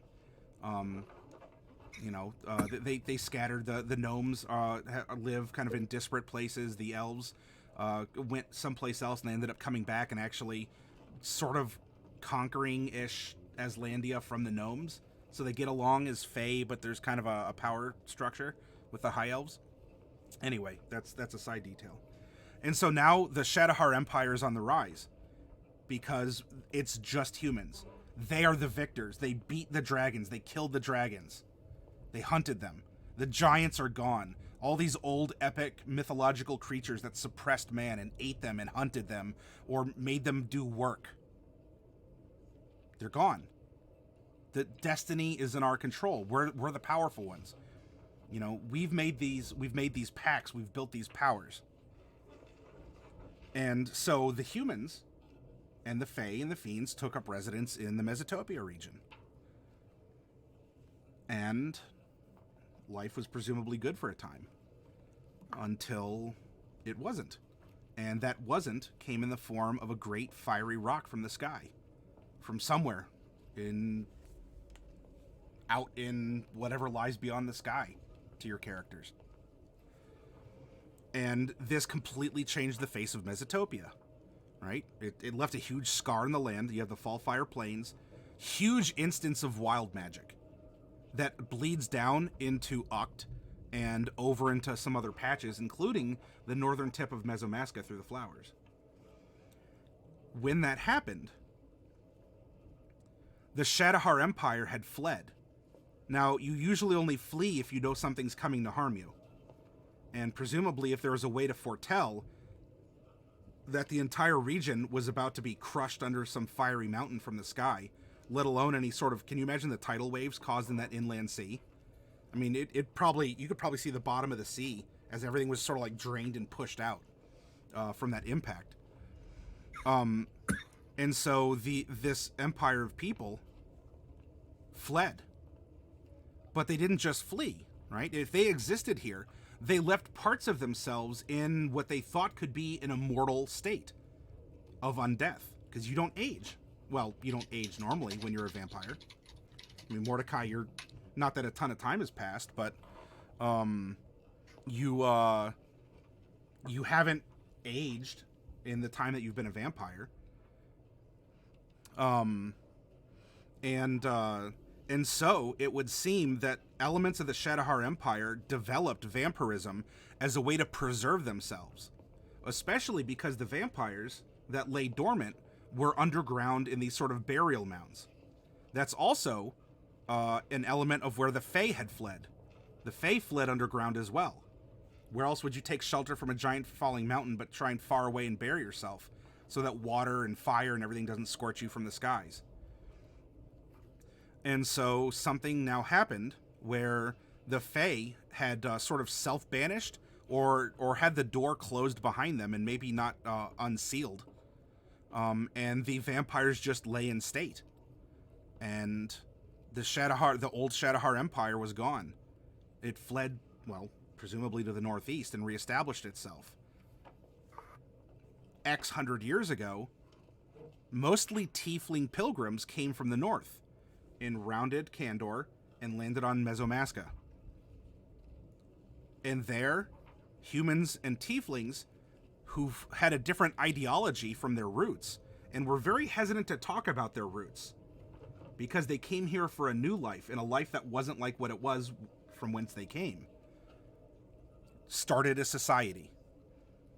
And this is also where we see some of the humanoid Fae, not the true Fae like pixies and whatever, but you know, the as tieflings are like half fiend, half human, you know, Bright, you're like, well, I'd say you're like half halfling, half Fae kind of a thing. Like you're a Fae that was taking on some small human properties, or vice versa, however you want to look at it. You could be ethnocentric if you want. I don't care. Oh, that's about right. 6 to 1 half, 2 times 3 to the other. It's just how complex you want it to be. And so over a course of time, other elements that had fled or developed or took refuge or whatever grew back. I mean, just like after a forest fire, everything is decimated, but all the seeds in the soil can finally grow because there's light and rain and there's no competition. And so we find that the area becomes repopulated again. And now, over several hundred years, from a people who either didn't have a history or wanted to forget it, moved here to establish themselves and to live their lives in a peaceable arrangement. And so, I mean, there's some inter-country squabbling, as you're going to find. I mean, history of Europe, history of the U.S., history of anywhere that has human beings. Two countries aren't going to get along. They're going to fight for a couple summers, realize they wasted a bunch of money, and then move on and form a trade pact or something. Anyway, so life had been moving along, and really, in recent times, all of the countries of Mesotopia had been getting along pretty well together. And this is now when we have the threat of an external war, just when everything on the inside was starting to be nice. I mean, Mordecai, you were in the circus, and yeah, your individual life was fraught with, some heartache and travel and whatnot. But generally, did you have to worry about bandits on the road or another country coming and sending soldiers, or, about economic strife that was beyond, kind of a local famine, but, it always gets taken care of. Life was normal, life was regular. And then war was on the horizon, but it wasn't with a neighbor. Well, not with a local neighbor of Mesotopia. We're like, oh boy, it's those Kandor again. Those half orcs and Dragonborn. They have restless blood. Whatever, just like that. This was now from an external force. These humans and these tieflings from the Shadowheart Empire, who were always just no one really talked about them. Like, yeah, there's another country way out there, but you got to cross no man's land. It's all barren wilds. There's some there's some mutated people, look like lizards or whatever. These little goblin people. Probably these halflings gone wrong, or gnomes gone wrong, depending on how you want to look at it. And of course, well, the dwarves. But the dwarves fled the area because they're almost nowhere to be seen except up north where the Shadowheart are. But anyway, so this empire starts poking their nose into the business here, and they're rather aggressive about it. A lot of them seem to think that this was their territory. And yeah, there's trade barges and there's trades to be made. There's, some bad blood, fights on the docks. There are movements of soldiers, and there's been some border skirmishes. And for the most part, in now the recent history, it's been, well, this is kind of looming. Was it a mistake? Do we really want to fight? Can all of us in Mesotopia, can we even get together and fight this unified force? We're all trying to do our own thing. We've always been kind of separate, disparate forces. And now, to make matters worse, not only is the region and your lives from whatever you wanted to do. You wanted to study in a school. You want to, become a politician. You want to go travel the inner sea. You want to just go fishing on a nice, bright, sunshiny day. All of that is being threatened by this war that's incoming, especially from the north through Aslandia, as you learn through Symphonix. Because he made mention of some of the different regions, things that were going on. Apparently, someone's been playing the thieves guilds against each other, and so there's a big kind of shadow war going on with information and backstabbing and poisons and all this. Not that that's necessarily manifested as far as you know, but I don't know. That proprietor at the Tumbled Wench, the head chef, he seemed to know stuff, and he was able to procure some very interesting weapons that seem to be specifically tailored against, well, vampires. That's because of the flower fields, they're seeds. But you'd find that there is an old human family that has been growing these special seeds that apparently had been bred against the Fae and against vampires. And there was an organization that was creating daggers that had a way to implement this almost like a poison on a stab. And so we have kind of this old family getting together with an organization that's spreading a tool that could allow these seeds to go, and to be spread throughout. Now, when you met Tib and his father, they were coming back from a trip where they were selling flowers outside of Mesomasca. And for the most part, these flowers can't exist outside of Mesomasca. It's just a part of their nature. Maybe it's a part of the wild magic. Maybe it needs the special soil or whatever.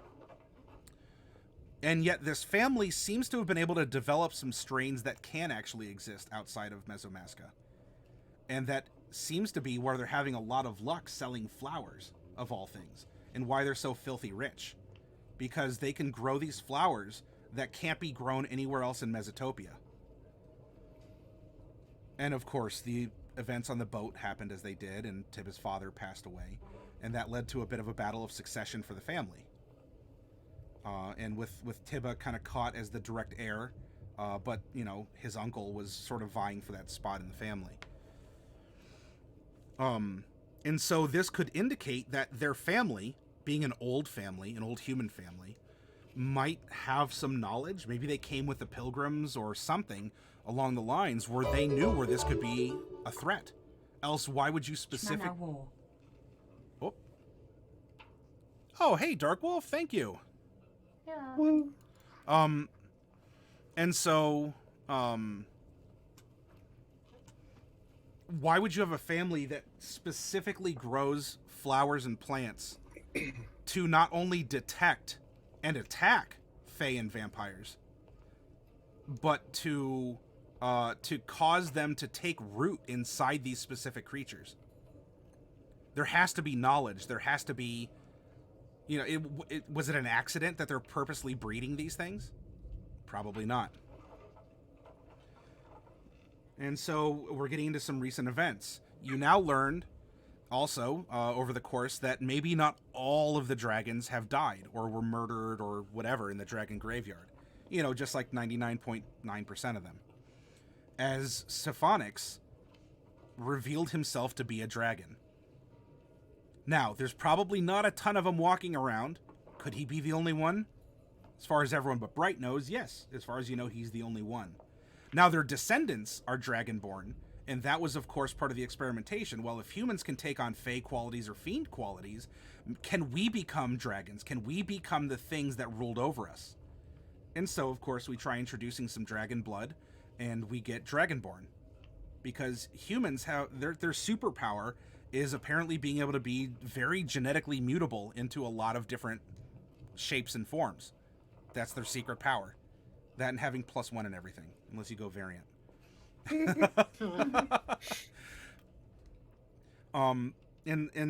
So we have the dragonborn that are here, and the other humanoids that were evolved or bred for different purposes. But dragons have just revealed themselves to be in existence, and you learned that this Sho Naruth character wasn't always here. He just they, both the singular and the plural they at the exact same time. How does that work? That makes sense in Gnomish. Yeah. Oh yeah. Gnome does have the singular plural tense.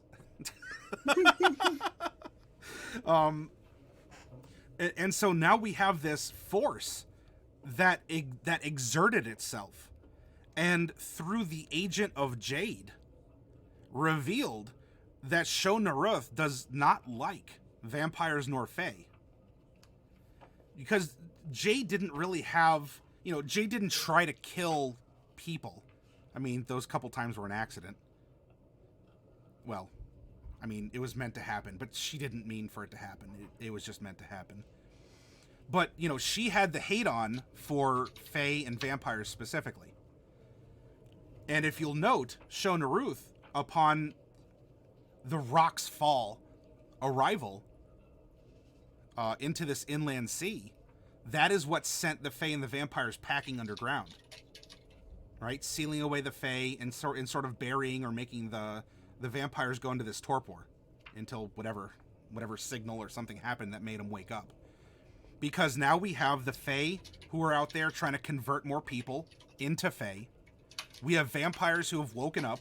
They wear old colors and styles of the current Shadowheart Empire, and you know what those look like because you've seen their sailors, and you haven't really seen a lot of anything besides soldiers, but I mean, soldiers are also citizens and business people back in their hometown. You've heard them speak, you've seen their colors, general patterns, and whatnot. And so it would seem that something woke up the vampires, something woke up the fae, and they're coming back out. And now that this is happening, not only did you have Jade, but you met a second agent of Sho Naruth in the form of Norallie's brother, Lokiadius. And so there's also this other patron, who has Grimhilder, but you don't know too much about what they're doing, other than what you learned through Bambardalis, that the three patrons, and he isn't too sure, really, even of Sho Naruth. He just knows a third one exists. But he does know that the two patrons are really vying for each other's power and influence. The Fiend patron and the Archfey patron. Because those historically had been the only two. and amongst the humankind. I mean, they would have been magical rulers, these sorcerer kings, in a sense, living amongst everyone, because they're the ones who probably led the armies that bested the dragons and giants. And so we have this third patron on the scene, and now we come to you. You all were living your lives. You were on a boat heading for Mesomasca for your own reason. Well, not all of you. Mordecai, you were already there. Norallie, you were already there. Selter, you were already there.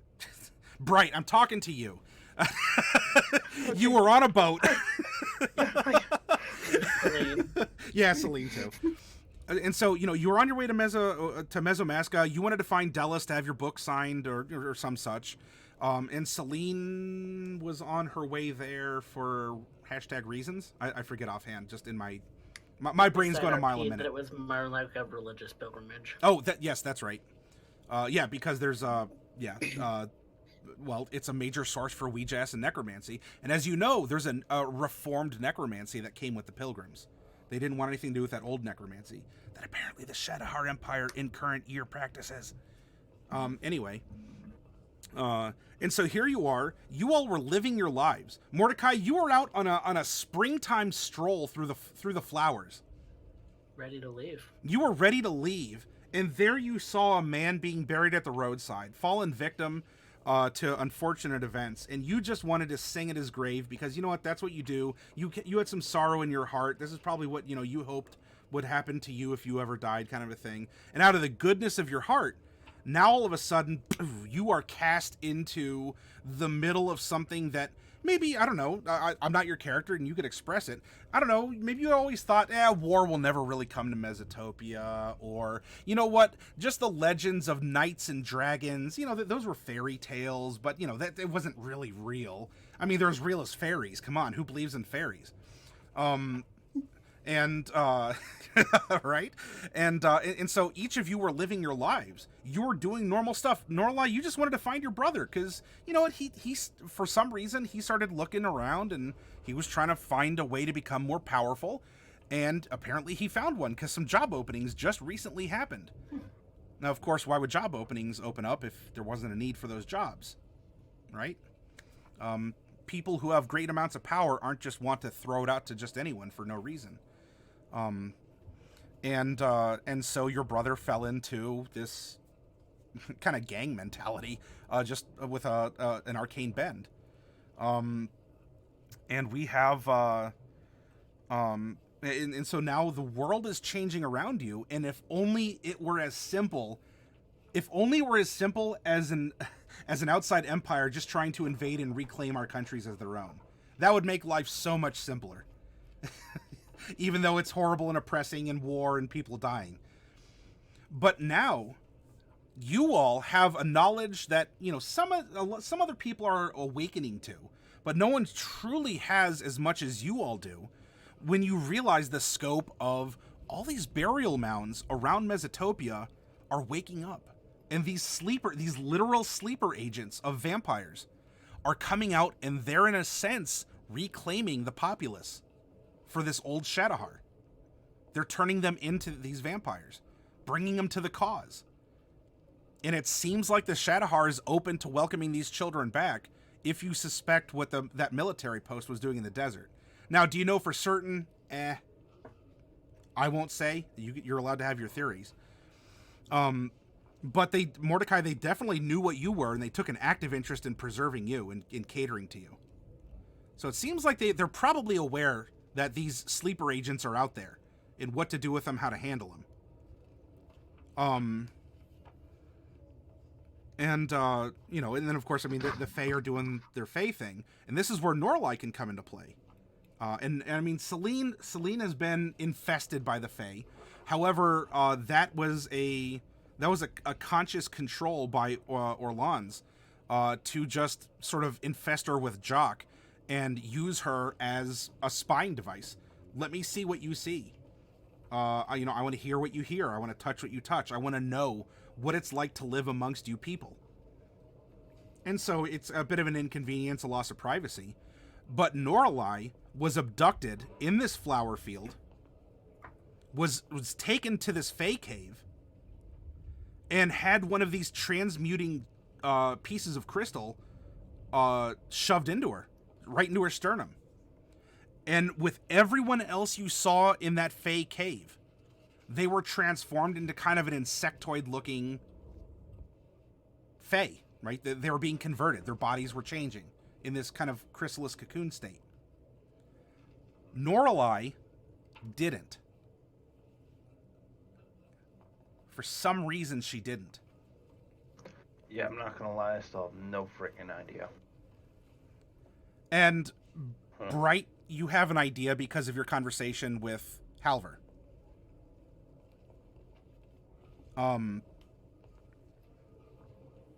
You also saw that the Fae had a circle. You found a Fae circle of mushrooms that wasn't active, and that was in the wild magic field when you were fighting in the barn against Tazray. There was a circle of mushrooms by a big tree, but there was no signs of Fae magic.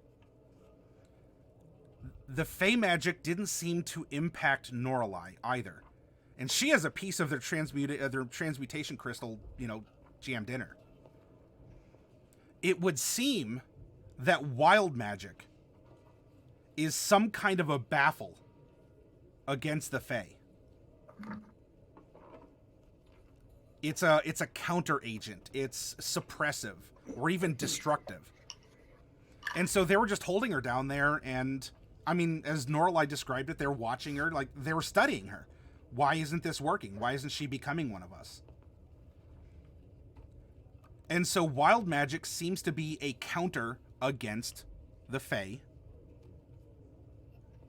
Wild magic, you can draw back to the appearance of this rock that fell from the sky and implanted the very land itself with this chaotic wild magic that just caused all kinds of, mutation and changes and even just some weird fun things that happen, like fireballs. And so this would seem to be a specific anti-Fae counter that exists.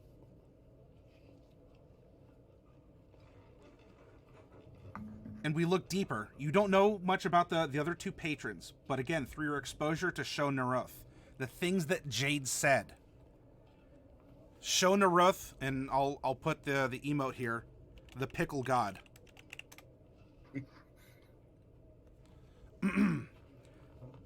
Has its tendrils in everything. Machinations that span lifetimes. Events, gears, and chains, and pulleys, and dominoes, and all this stuff. So wild magic was meant to baffle Fae. And there was, the knowledge of how to baffle vampires either came with the humans, or could have been brought up, or was introduced to them through, this Thieves Guild was making anti-vampire stabbies. Specifically anti-vampire stabbies.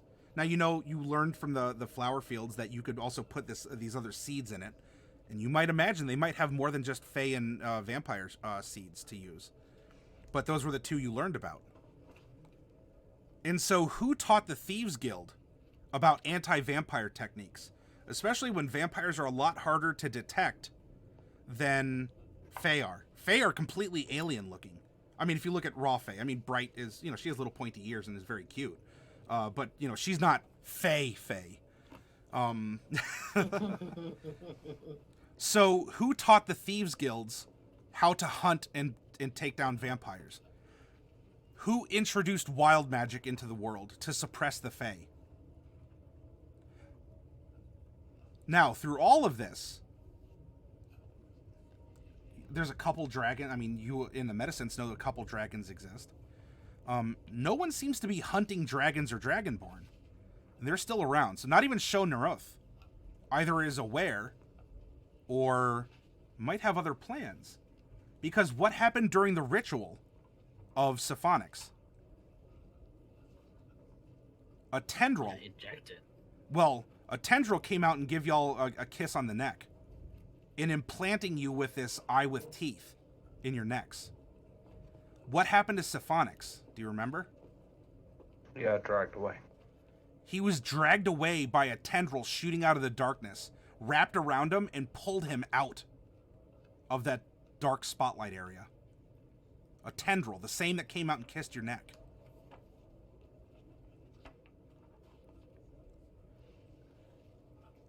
This eyeball with teeth acted on mind magic, detection magic. It suppressed communication and divination, presumably to keep you hidden. Supposedly to put you someplace. Right? Could it have been random that you ended up in Aslandia? Sure, why not? Could it have been purposeful? With Shonuruth? Sure. Everything is. And look at all that's happened now in the desert. You encountered a vanguard force of Shadowheart Empire troops. You learned about them. You interacted with them. You got to know them. You even absconded with one of their ships. You learned more about yourselves. You learned how to fuse flesh and metal and wood and bone. You learned about necromancy. And we're not talking about the reformed necromancy. We're talking old school. We're going Old Testament necromancy here.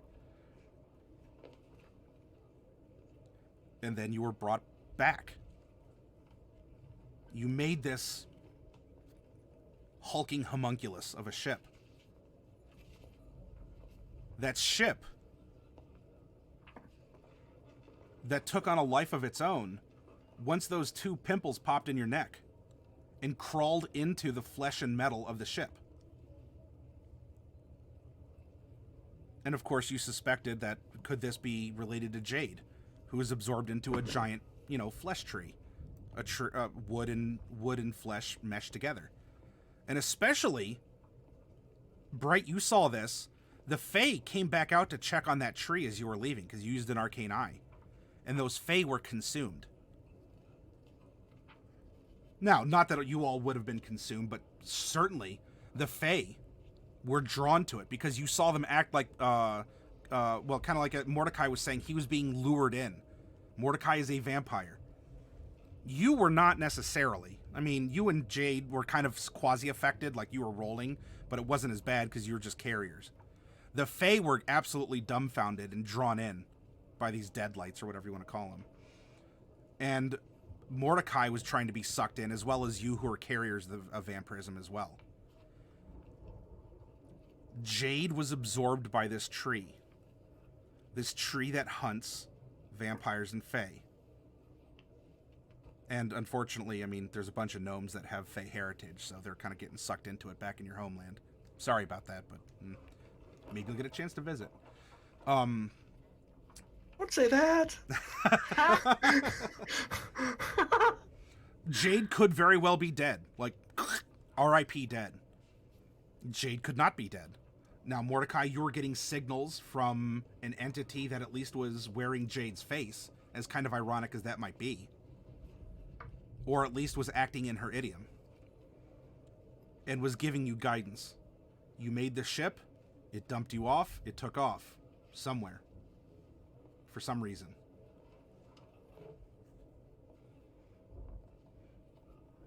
And so now you have several... Depending on your personal goals, if you just want to freaking go fishing on now... it's not summer yet, but now we're getting into like a late spring day. You just want to have a day of peace. You don't have to worry about the Shadowheart, the vampires, or whatever. Then all those people are your enemies. Now, can a squad of, several people take down the Shadowheart Empire's army? Probably not. Could you work against them? Could you bargain with them? Could you baffle them? Could you align yourself with an army? Probably not the Aslandian one now, but can you align yourself with an army in Mesotopia to pursue that and to push them back or research? Sure. Repentless will return with Jade at the helm and Snowflake on her shoulder. Can we call it Serpentis at that point? Could you do what you're doing before and you want to put down the vampires? Sure. The vampires are certainly a threat. Could you do the same with the Fae? Could you study them or exterminate them? Heck yes. Or could you look into the patrons? Maybe specifically Shonuroth? Who, if you trace, if every road leads to Rome, every tentacle leads to Shonuroth. If you believe Jade, everything is touched by Shonuroth. Maybe even including the provocation of the Shadowheart Empire. Maybe even the awakening of the vampires, as odd as that could be. What could be their ultimate reason? Remember, Jade wasn't thinking 2 steps ahead. Jade was thinking, this is the result 50 years from now. Today. Now, I'm leaving this open to you all. I'm not trying to be like coy and a wink and a nudge. These are your characters. These are your things to think about. And I can only make you paranoid so much. But Shonuroth is certainly on everyone's radar. Because Shonuroth is everywhere. Landed. Asserted itself. And what has been an overarching theme throughout this entire campaign? Exerting will. Exerting one's will. Who has the bigger will? Who is more powerful? Who wants it more? The humans rose up and overthrew freaking dragons and giants. These little naked apes running around that were taught a couple magic tricks by their dragon masters. Laid low the dragons. 99.9% of them. They're gone. All but gone.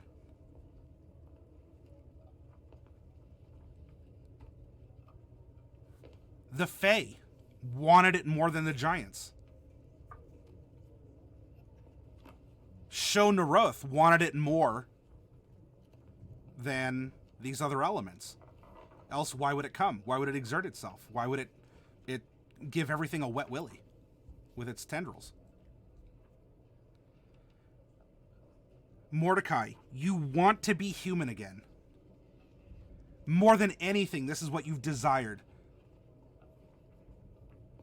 So if you want it, I'm not saying it hasn't been offered. This is somewhat rhetorical. Don't think that I'm talking down like you haven't been pursuing it. If you want it, pursue it. Unravel the mystery of vampirism and see if you can undo it. Or come to accept it and make peace with yourself. That's up to you. If you want that, Norallie wants her brother. Even apparently from the clutches of Shonuroth. Although, apparently he wants himself back. Otherwise, why is he hopped up on drugs? If he's not wholeheartedly buying into the Shonuroth line. If she wants it, she's got to get it. And what is she willing to go through? She's been captured by the Fae. She's been experimented on. She's had her heart absolutely crushed and broken by the very brother that she adores and loves. And so, what do you want? What is the exertion of your will? And if ultimately you want dragons to come back, well, one exists. 2. 1.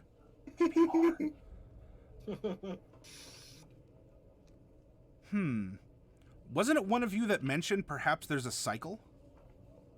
What if it's the time for the dragons to come back? Now, of course, through Mr. Halver, for the ones who've been around, they realize that things can't be the way that they were. Otherwise, Mr. Halver would just go around eating people like Norallie.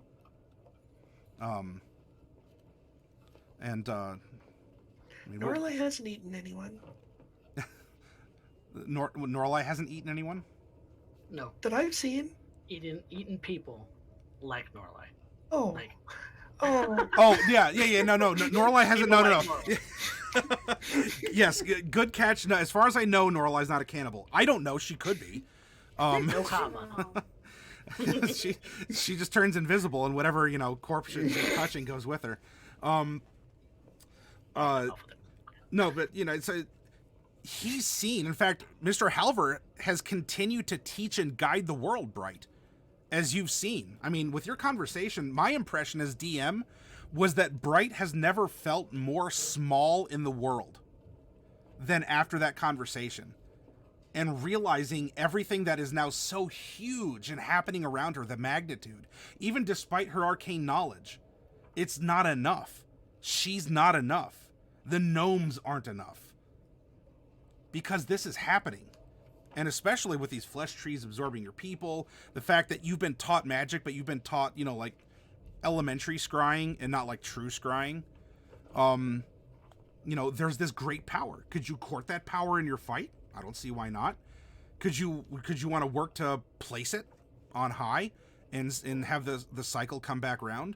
If that's the case, then if Shona Ruth is in the dominant station in whatever karma of the universe, I think it's time Shona Ruth goes down. If you think you can. I don't know. Do you have the will for it? You can ask yourself as well, why did Shona Ruth take Siphonix? Especially if he appeared on the deck. Presumably not dead. I mean, a great golden dragon that looked like Siphonix appeared and left a mark and then vanished again. Mr. Halver seems to be kind of aware of Shona Ruth. He kind of shuddered a bit at the casual mention of his name. But he wasn't like, "Rah!" You know, he didn't breathe ice on you or anything. It was thoughtful. Yeah, it was. He was very considerate of his guests. And so you have these different agents that are enacting. Can you, as one group of people, do all of this? Probably not. I mean, can you take down the entire Shadowheart Empire by yourselves? Probably not. If you want to try, hey, I'll ride along with you. I'm an open-minded DM. You want to hunt down the vampires? You want to hunt down the Fae? You want to delve into the secrets of Shona Ruth and the history of Mesotopia? Do you want to go and explore the giants? Maybe even release them? As the giants apparently aren't dead, they're just sealed away. What if you tore open whatever this veil was that's holding the giants back and just released them back into the world? You'd have a very... well, I don't know if you'd have an ally. They wouldn't like the Fae, that's for certain. The Fomorian Eye was enough to banish Jock and suppress the Fae infestation inside of Selene. Now, Mordecai, that may not necessarily be a cure for Fae infestation, but if a suppression like that could happen, could there be something similar for vampires? Maybe. Siphonix, as addled as he was, because, I mean, look, dragons are like people. Not everyone is always the, it might remember things correctly, might speak differently or have different thoughts. But he was sure that someone that he knew back when perhaps vampirism was a new thing, an experiment in necromancy, which the Shadowheart Empire has been known to practice. Someone who found a cure for it. And of course, could you develop a disease with no cure? Yeah, I suppose you could do so. A poison with no antidote. But for a culture that studied death and was this old school necromancy, to create this kind of class of people to become vampires, possibly including royalty. You found 3 crowns and these very nice weapons in a burial. Well, you didn't find them. DJ found them. But found these very nice clothes, these crowns, and these weapons in a burial mound where perhaps vampires were.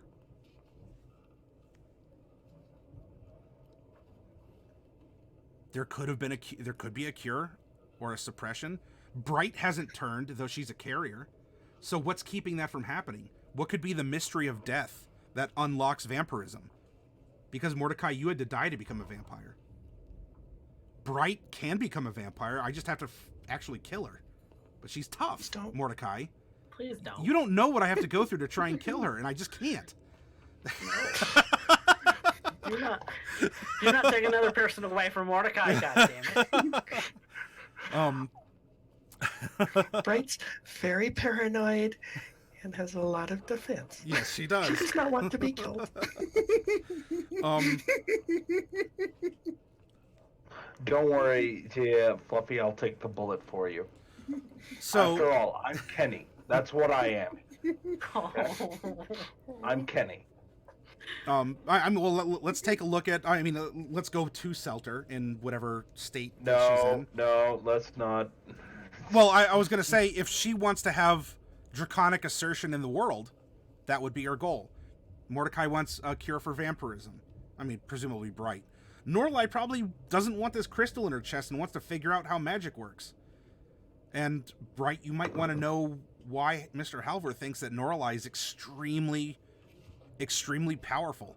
Like, to the point that he is almost in awe of her capabilities. Because people like her don't happen that often. And so he's really trying to raise her right. And to have her grow up, maybe with a good set of morals and principles, and to use her powers for good. So with this presentation, it's not like I placed you in Curse of Strahd and you're like, okay, Strahd von Zarovich, got it. He's the big bad evil guy. We got to go to Castle Ravenloft and we got to bring him down. By the way, Curse of Strahd is an amazing mod. I suggest that all of you play through it. That's an extremely simple redux of it, but it's really cool. But there's not necessarily a big bad evil guy here. What do you want to do? Where do you want to exert your will on the world? Do you want to become a fisherman? Become a fisherman. And be the best damn fisherman you could be. Do you want to learn the ancient mysteries of the world? Do so. You got to be willing to pay for the, you got to be willing to pay for the knowledge. And, all of you have been touched in some way. Physically, spiritually, emotionally, to pay for the knowledge, to pay for the gift. Mordecai, you've been kind of hesitant with yours, but you're discovering a lot more about your vampiric adaptation. I mean, you're setting the moral, I don't want to drink from people. You might get different cool stuff from different people, but you found out, depending on the different beasts you feed from, you can also inherit certain gifts. Norallie is learning to master her chaotic magic. And if she ever finally realizes just the power she holds, especially over Fae, who can't seem to touch her. But she has to assert herself. She's always running away. And if she's not running away, she's running towards her brother, who's running away from her. And Bright, you're pursuing knowledge, and this knowledge is putting you into a tailspin of horror and realization and even self-doubt. I thought it was supposed to be this way. The book said it was this way, and what you read in a book isn't exactly what's happening in real life. But you might be able to go back to your village a hero and not be scorned if you can put down these flesh trees, which might mean you got to put down Shonaroth, or to find the cure for vampirism and be heralded as the greatest anti-necromancer to exist. So I hope that this can help clarify the timeline and the concepts that are being woven through, as you've touched upon all of these elements in your tremendous, almost 50 sessions of travels throughout Mesomasca and Mesotopia to a smaller extent. Up in a year. Yeah. It's That's almost so been a many year. sessions.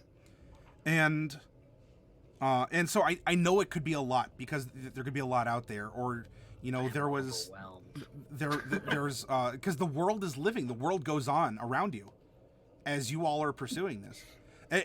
To show a little ankle as a DM, when I gave you the original choice between Tibba and the old man, I expected you to choose one, and so one would kind of take its own direction, and you would take the quest line to go on the other, and then that would either dip your toes into the Fae or dip your toes into the vampire. You took both of them at the same time. And as the DM, I'm sitting there, I'm like, what do? I have these two lines. I expected you to take one. And that's how I was going to slowly introduce you into the world of darkness that's around you. And instead, you're like, all right, we're going to bust out Tibba, and we're going to take the old man home. How do I tie these together? Things and stuff. And so, of course, Tibba was pursued by the vampires, and you might be able to imagine why. If his family holds the secret to vampirism, or anti-vampirism, or especially because medicinal herbs might be able to use, medicines have been made from plants that might cure diseases. The vampires might want to take the heir to the Flowerfield family because of how dangerous that knowledge can be.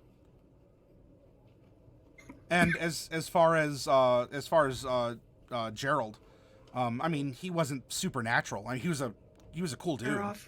I'm sorry, Jeroth. He was a cool dude, but that would have eventually led you to discover that the Fae had been hiding in the mountain, and to put you into contact with them, and to realize, oh my gosh, these really spooky things are happening. But we kind of had to blend them together because that was the choice that you all took, and I rolled with it. And so that's possibly leading to what made you feel like there's so much stuff. And it's because all the quest lines were activated at once. You could only be... I've definitely felt like the whole thing has been overwhelming because I have no idea where to go. There have been some times when I've been a little glazed over, but from this recap, there's nothing you've said that I didn't know, so I feel pretty good about that. Okay. Can I answer any other questions that you have?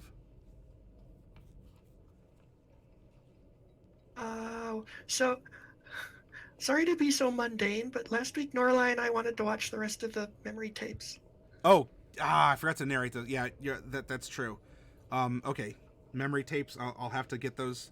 Aside from memory tapes, though, because I wasn't intending on showing too much more outside of personal memories of Mr. Halver. I do need stats for Herbert as well. And yes, and stats for Herbert. But in a time where we're all together and you have like storyline questions. Yeah. And if I assure you, there's nothing on the memory tapes that are going to counteract what I just told you.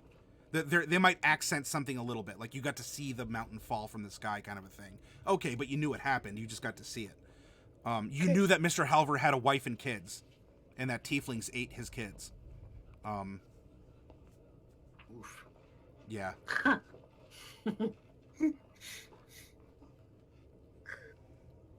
So, okay. I did actually have another question about the world. Okay. And again, sorry, this is probably not the sort of question that you want, but in the handout or whatever, there's an awakened tree in Uct. Okay. And is that the same awakened tree that like is the flesh tree, or is that a different kind of awakened tree? That is going to be I'm trying to remember. Derek, when you were plotting out the campaign for Uct, did you do anything with that tree, or was that something else? The spirit tree.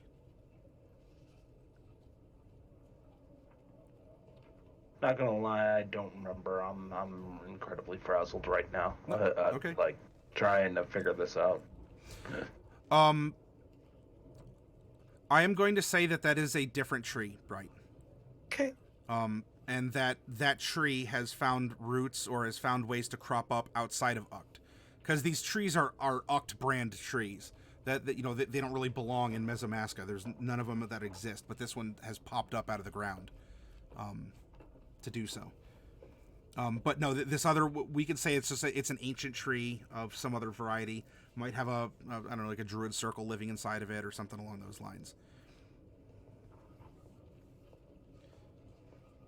Anything else? Storyline, enemies, NPCs, things that have been said, the role of someone in the world.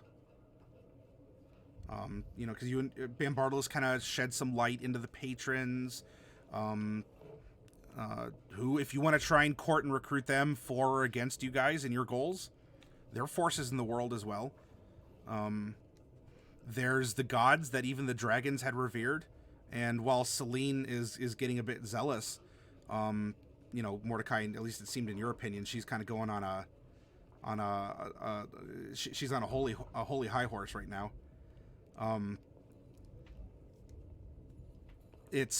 You could explore or invoke the gods, find out if there's any differences, or what did even the dragons believe in, because apparently that's been passed down through humanity, because you believe in them too.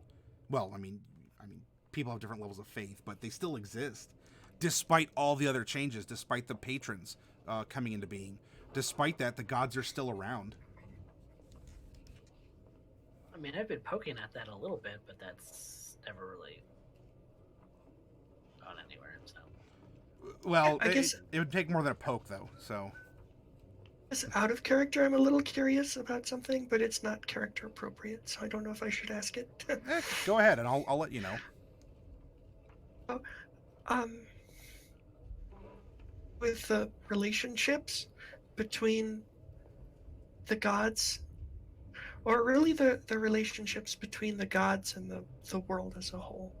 Because a lot of times the gods, for creation or those over large scale events that the patrons seem to be responsible for here. So are the gods just really remote and just like a source of power for clerics, or are they more active in some way? The gods are sources of inspiration and power to be to be seen as constants in a changing world, especially because they've been around since even the dragons have.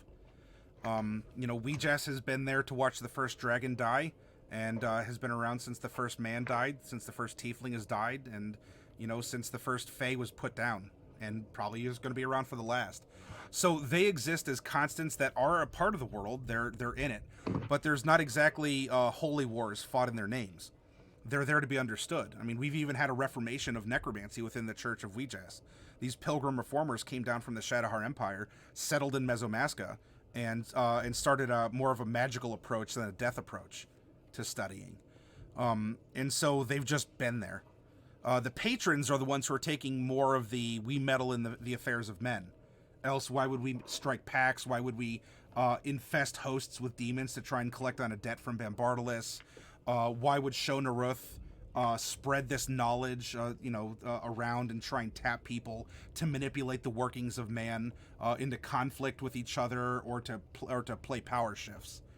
So the gods are a distant constant. They're always there. They always provide power, and if they don't, then they don't. The patrons are a lot more fickle and mortal because that was their heritage. Presumably at one point in time, maybe even for Shonaruth, ? Maybe even Shonaruth was mortal in some sense at some point in time before something happened. But they're much more hands-on in terms of meddling in the affairs of men.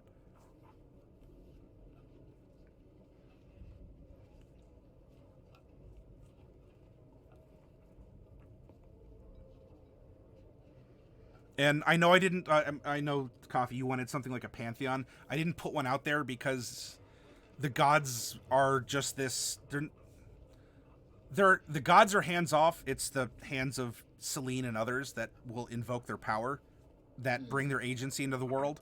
But you wanted a moon goddess, Luna, to exist. I'm fine with that.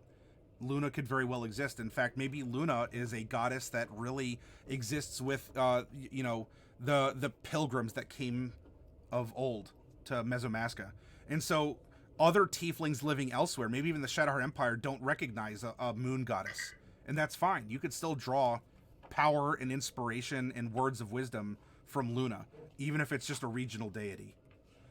So this would allow you all to bring your own, a mirror against which you can look into and reflect on yourself or the world, or to have a steady point, a fixed point in time or reflection or thought against which you can measure the events that are happening in a world around you.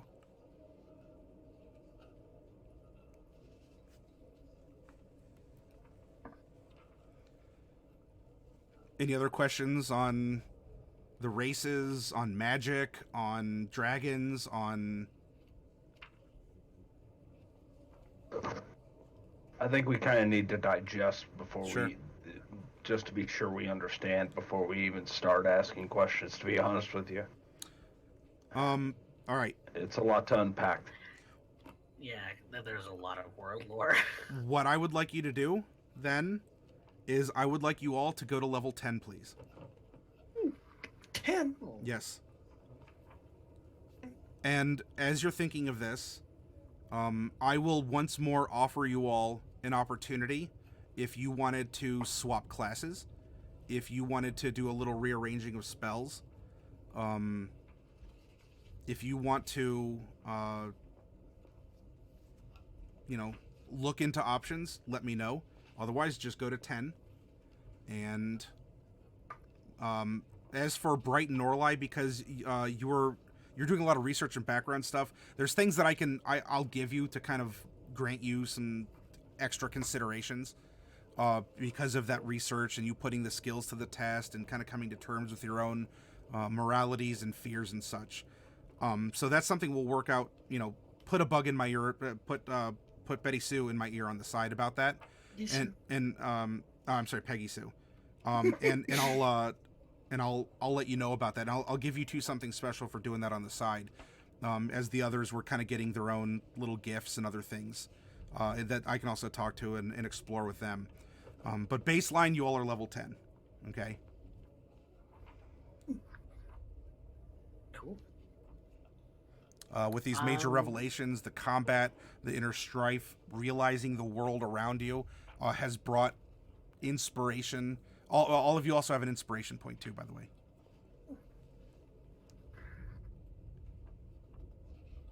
And Cool. level 10. Level 10. That's so many levels.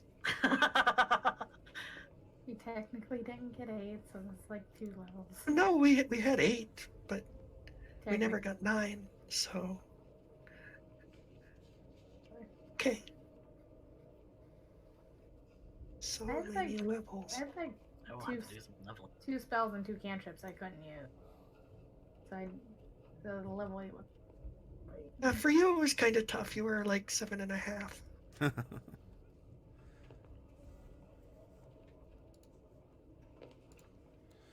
All right. Well, if there's anything Because else, it's relevant. Oh. Because it's relevant to the world. Would you let me take teleportation circle? Yeah, actually, I wanted to ask about teleportation circle too. I would be willing. Let me go off video. Yeah. I'll tell you what. I can work out the details of that with you all. I mean, you have Mr. Halver, who is an adept at all kinds of magic, and who even knows of teleportation circles. And I'm fine looking at exceptions to rules that are steeped in your character and the things that you want to learn and the things you want to do. But what I'm gonna do is I got to get up and wet my whistle here. I've been talking a lot, so we're gonna conclude the official session together. And I mean, we could talk in our super secret chat, and you can send me messages on the side. But I think we're gonna retire the stream for the evening. Go visit the Gathering of Nerds, where Lethality is running the weekly one shot level 15 with the theme of midnight, and we'll go from there. So for all of you in the audience, thank you so much. I hope that you enjoyed it. The recap session, the rather intense moments, and the finally the reunification of the party. Did I type that correctly? I don't. Oh, I did not. Gathering of Nerds. There it is. So, yeah, thank you all out there in Twitch land, and we'll be back next Tuesday. That's when I'll broadcast, and then on Wednesday, hey, I'm off of vacation. Although I've been working every day anyway, I just haven't been broadcasting. But yeah, I'll see y'all around. So thank you very much. One of those workcations. Yeah. Well, I mean, I don't want to sound like I'm in a coal mine or something every day. But I've not vacationed per se, except that first weekend I was out of town to visit some family. But anyway, all right. I'll for the audience, I'm gonna go take the Twitch stream over and go offline with that.